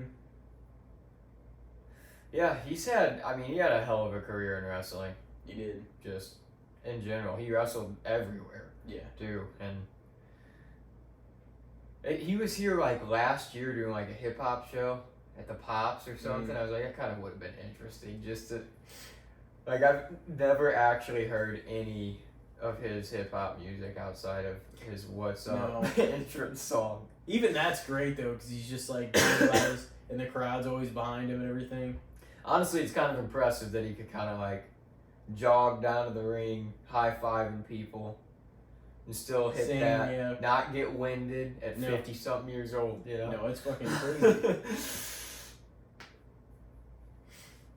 But yeah, so underrated, you're going for I would definitely go R-Truth underrated. Yeah, I'd probably say the same. And he's one of those guys, too, that, like, everybody loved him. I feel like here in the past few years, he's been involved in so much, like, funny, comedic stuff that people have really started to, like, appreciate R-Truth a lot. Yeah. I've gotten that too the last few years, especially. But, like, now that he's gone, I feel like people are really going to be like, they're going to miss him hard, yeah. All this shit lately has been so entertaining, too. It's just like, I mean, it has been for a long time, but it's just been, like, peak. They're putting, you know, they put a lot of screen time on him and everything, and it was kind of cool to see him have another match the other night.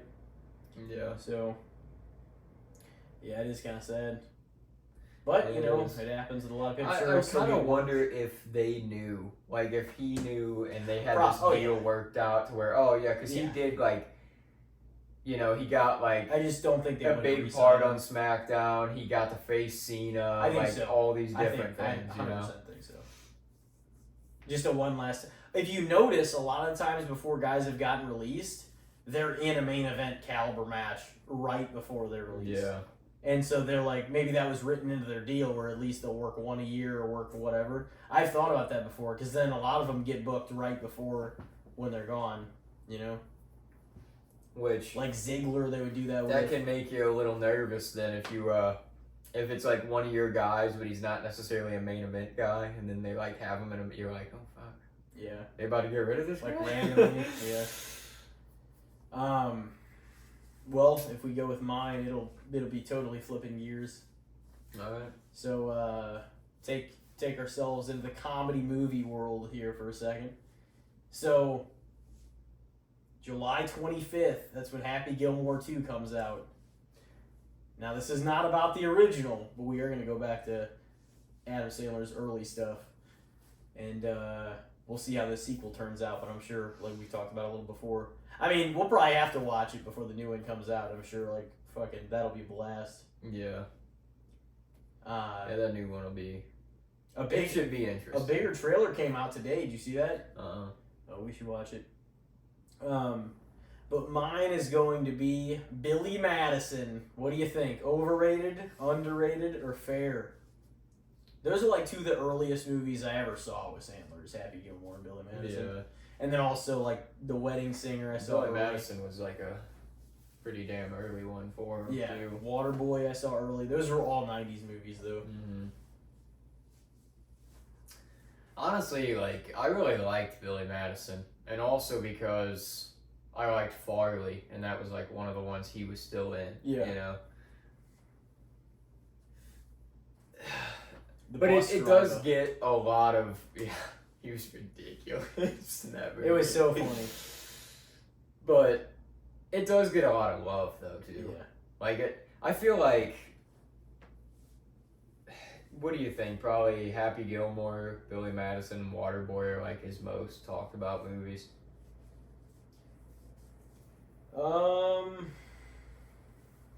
Definitely Happy Gilmore. Yeah, that's one of them.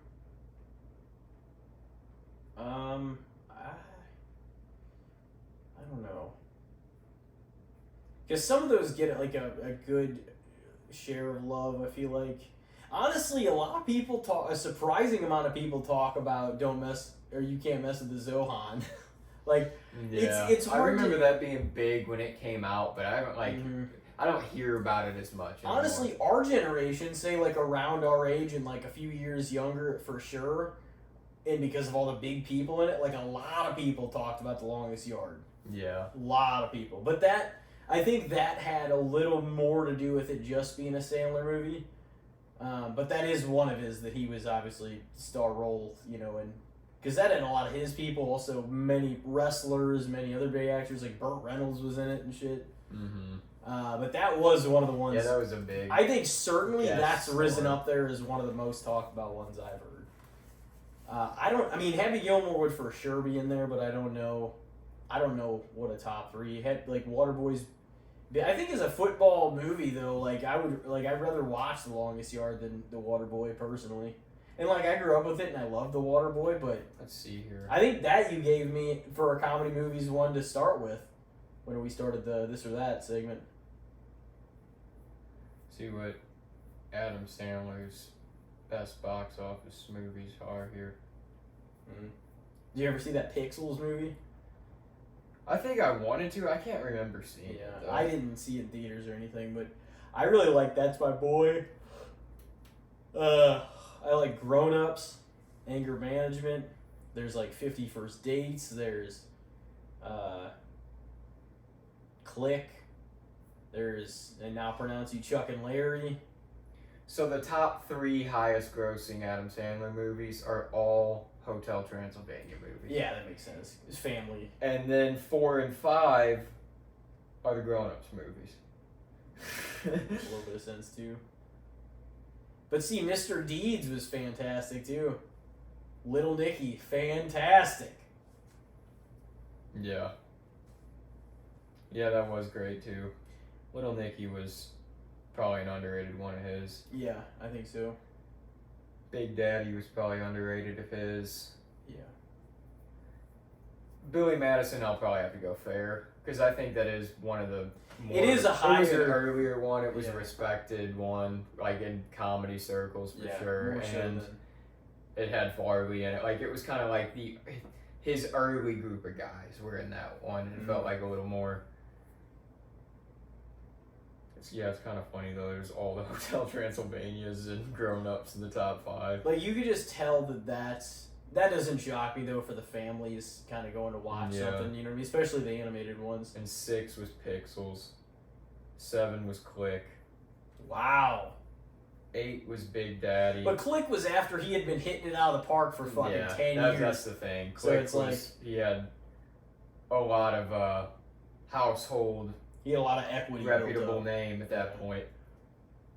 There's Anger Management, fucking 8 Crazy Nights. Mm-hmm.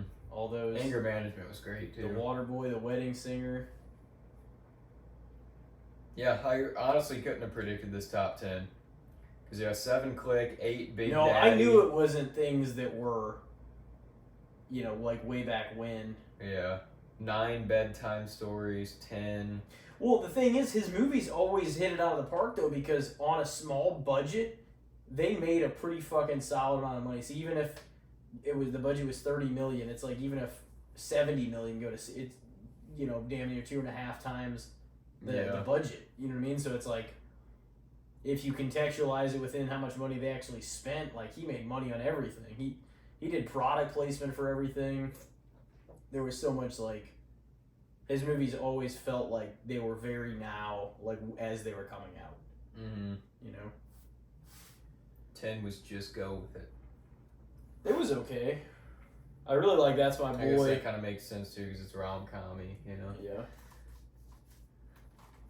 Yeah, I feel like the more I think about it, looking at that list, it does kind of make sense. So typically the raunchier sort of like crude comedies don't make as much as like a rom-com or a Happy Gilmore is one of them comedy that actually, ensemble or family comedy kind of movie. That was one that actually was like pretty well respected that also was just hilarious, Which one? Gilmore. Happy Gilmore, the original one. Yeah, that's like a classic comedy film at this point, I would say. Like, because it's lived on this long and everybody still knows it. It's almost 30 years old. Yeah. 96. It's one that, like, I can consider it a classic at this point because the generation before me and the generation after me all watched that movie. You know what I mean? Oh, yeah. Well, and even beyond that, like our parents' generation, a lot of them will, watch that too. Thought it was funny. So you're gonna go with fair? Yeah, I'd say fair for good old Billy Madison. It was funny though. It was. I guarantee you, it was him and like for that movie was funny. Some of the other guys that were in that, like they're just like, oh man, this idea would be hilarious. Yeah. So I mean, just the concept of the movie itself. Mm-hmm. He didn't have many movies at all that came out before that. Mm-mm. And then it was like Coneheads, and in 1989 he was in that movie Going Overboard whenever he was like super young. Yeah. And then he only had like a couple things, and Billy Madison was huge. So like in that. Airheads or that one with a rock band, wasn't that he had that rock band movie? Oh, maybe. I forget what that movie was. He was in that Bulletproof movie also. I'd never seen that, but I know that's like more of a serious, dramatic one. That came out in 96 also. But I don't think I've ever seen the whole thing of that. Alright, so you ready for your second one here? Yep. Well, shoot. We just watched Dead City, so I'll throw it out here. What do you think of Hershel, like Maggie's Hershel Rhee, I guess would be his name. I feel like this, like, just getting into it a little bit, I feel like this season, like this episode, he kind of leveled with Maggie a little more and he felt more real than he has all season, basically. Yeah. But the majority of Hershel's run, he's pissed me off. Like, there hasn't been a kid character in The Walking Dead, really, in a while that I've been like, oh, they're pretty cool. You know, like, if they're not a Grimes, they're not worth a fuck, typically. Carl and Judith are, like, the best ones. Yeah. And then now, like, Hershel should, like, he's older, and in certain ways, like, he's smart. He should be more capable. They're acting like, dude, that one girl, way smaller than him, put him in a headlock with one arm and just, like, drug him through this horde of walkers. Yeah. What are you doing, dude? Fight back! Yeah, he... Just making Maggie come save him for everything. Like, he can't handle...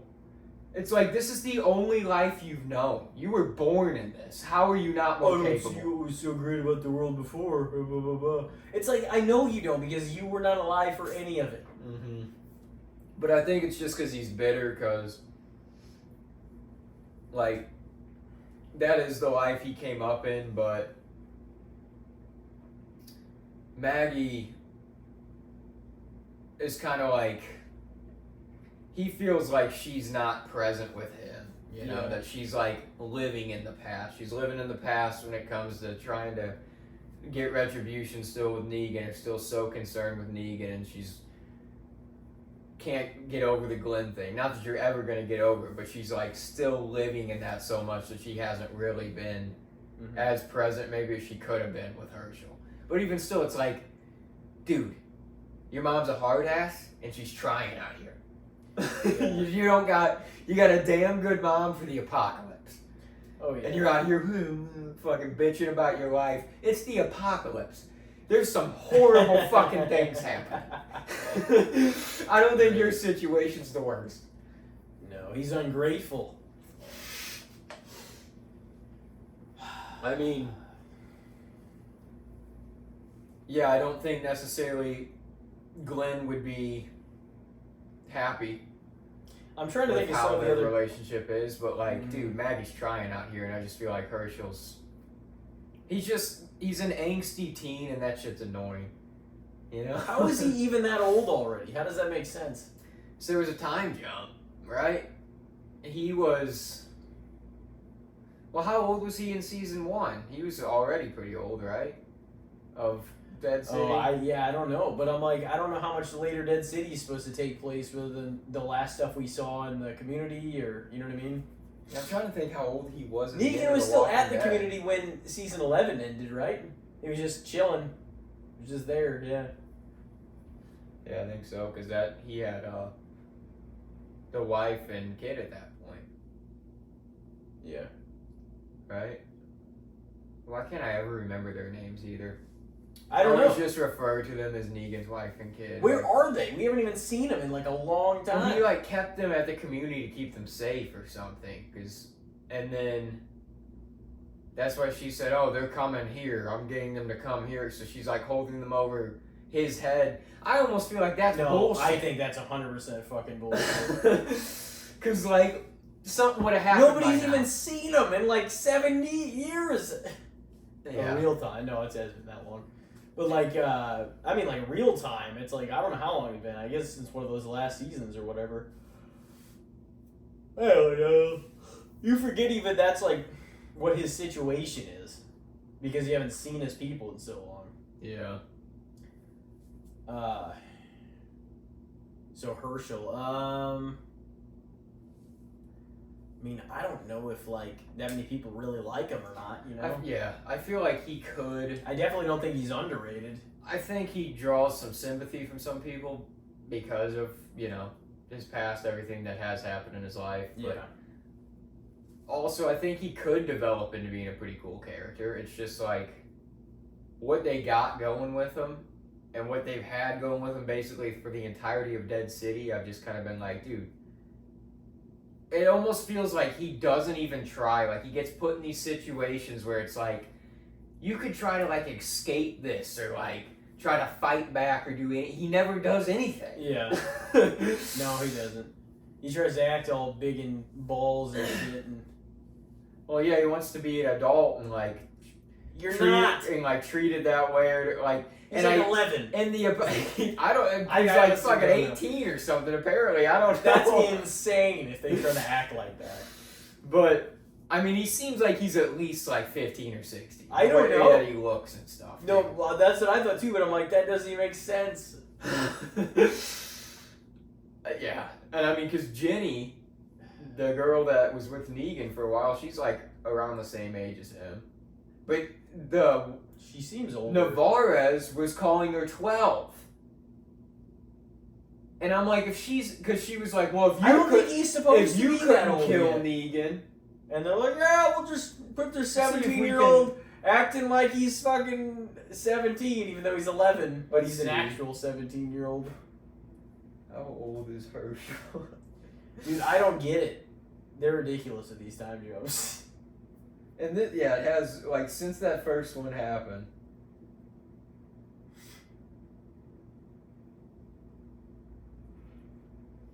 Dead City. Yeah, this one says timeline makes no sense. I wanted you guys off my farm. Judith is born before Hershel, yet he's a full-blown angsty teenager in Dead City. Yeah, it doesn't make sense. Judith's like, they're like, oh, yep, even though she literally was, conceptualized in fucking the first season. She's only like, oh, she's 8. No, she's not 8. She's like 11, 12, I don't know. It does. It feels like he's... It says Dead City Season 2 takes place November to December 2029, making Hershel 17, but this is a Reddit thing, so... Yeah, Judith's born June 2011, Hershel's born November 2012. I don't know about all that. And now this one says around 15, 16. See, he seems like he's around 15, 16, 17. It just seems like so many years that they never even showed us anything happened. Yeah. It was like... Well, that gives them a chance to go back, and do stuff. Yeah, I know. Make another show, and yeah. I'm gonna say... I'm gonna say fair, but like, I'm not really that high on him, No, that's what I mean. I feel like he's really kind of pissed me off most of the season. Really, most of the show, Dead City. It just feels like I said, like, the dude is like aimless and hopeless in situations where he could do more. Yeah. Sometimes. It's like, dude, Carl and Judith would never. They would fucking... No, they were capable. They'd fight back. Yeah. They would do something.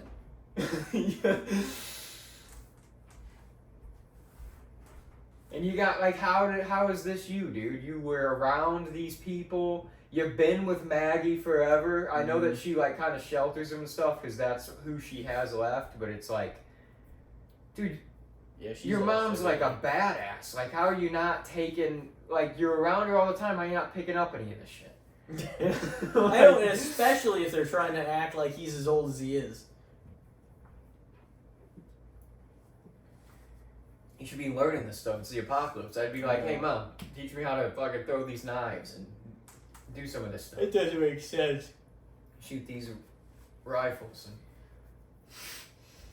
Yeah, so I'm going to probably stick with that, I think. Fair. Yeah. Yeah, I just kind of use heavy on my mind even after, like, the last night's episode and stuff. I'm just like, I don't know, dude. He's not going to be as cool as Glenn. So. No, hell no. Well, Glenn was, like, one of the best, so. He was. Right now, he's fucking...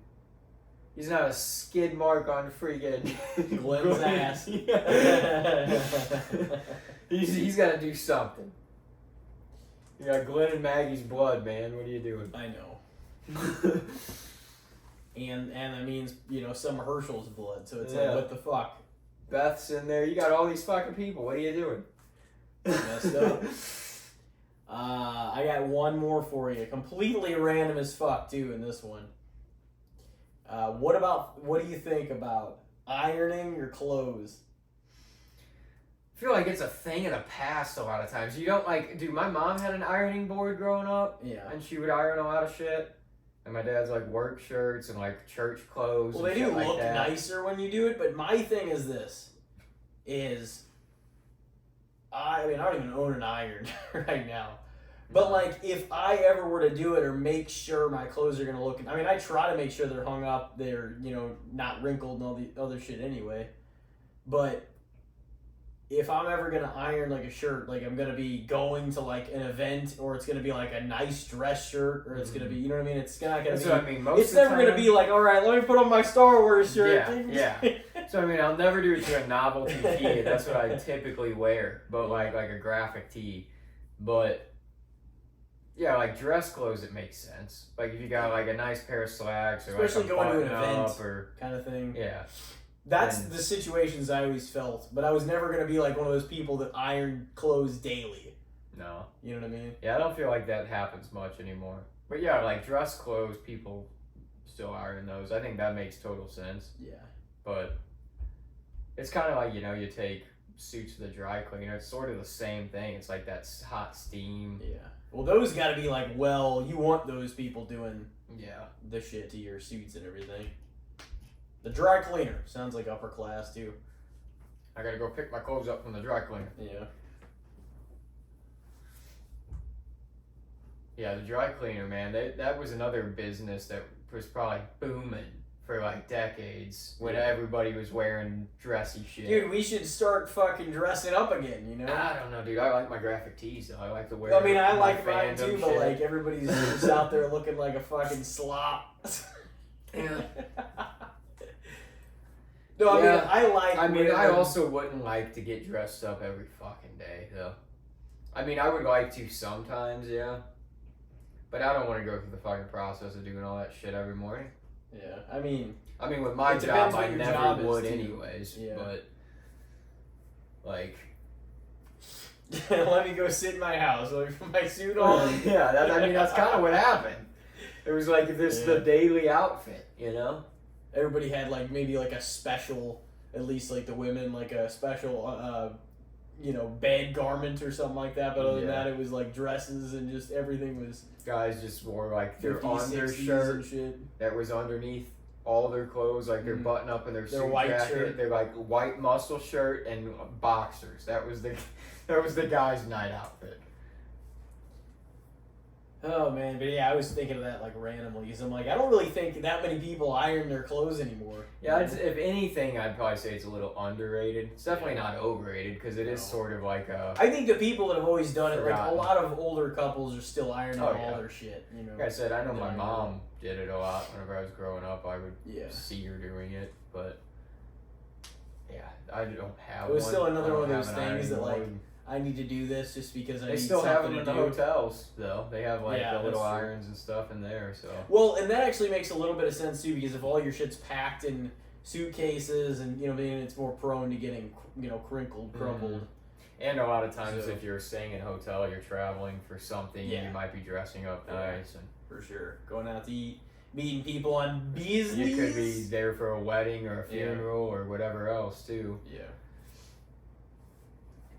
So yeah, that always did make sense for them to be in there. But they were like funny little like tiny, fucking like wall irons. I think I only did that one time. Go to a funeral, and pack clothes to go, and stay at a hotel while I was there, and then leaving the next day or whatever. Yeah. I think that might be once.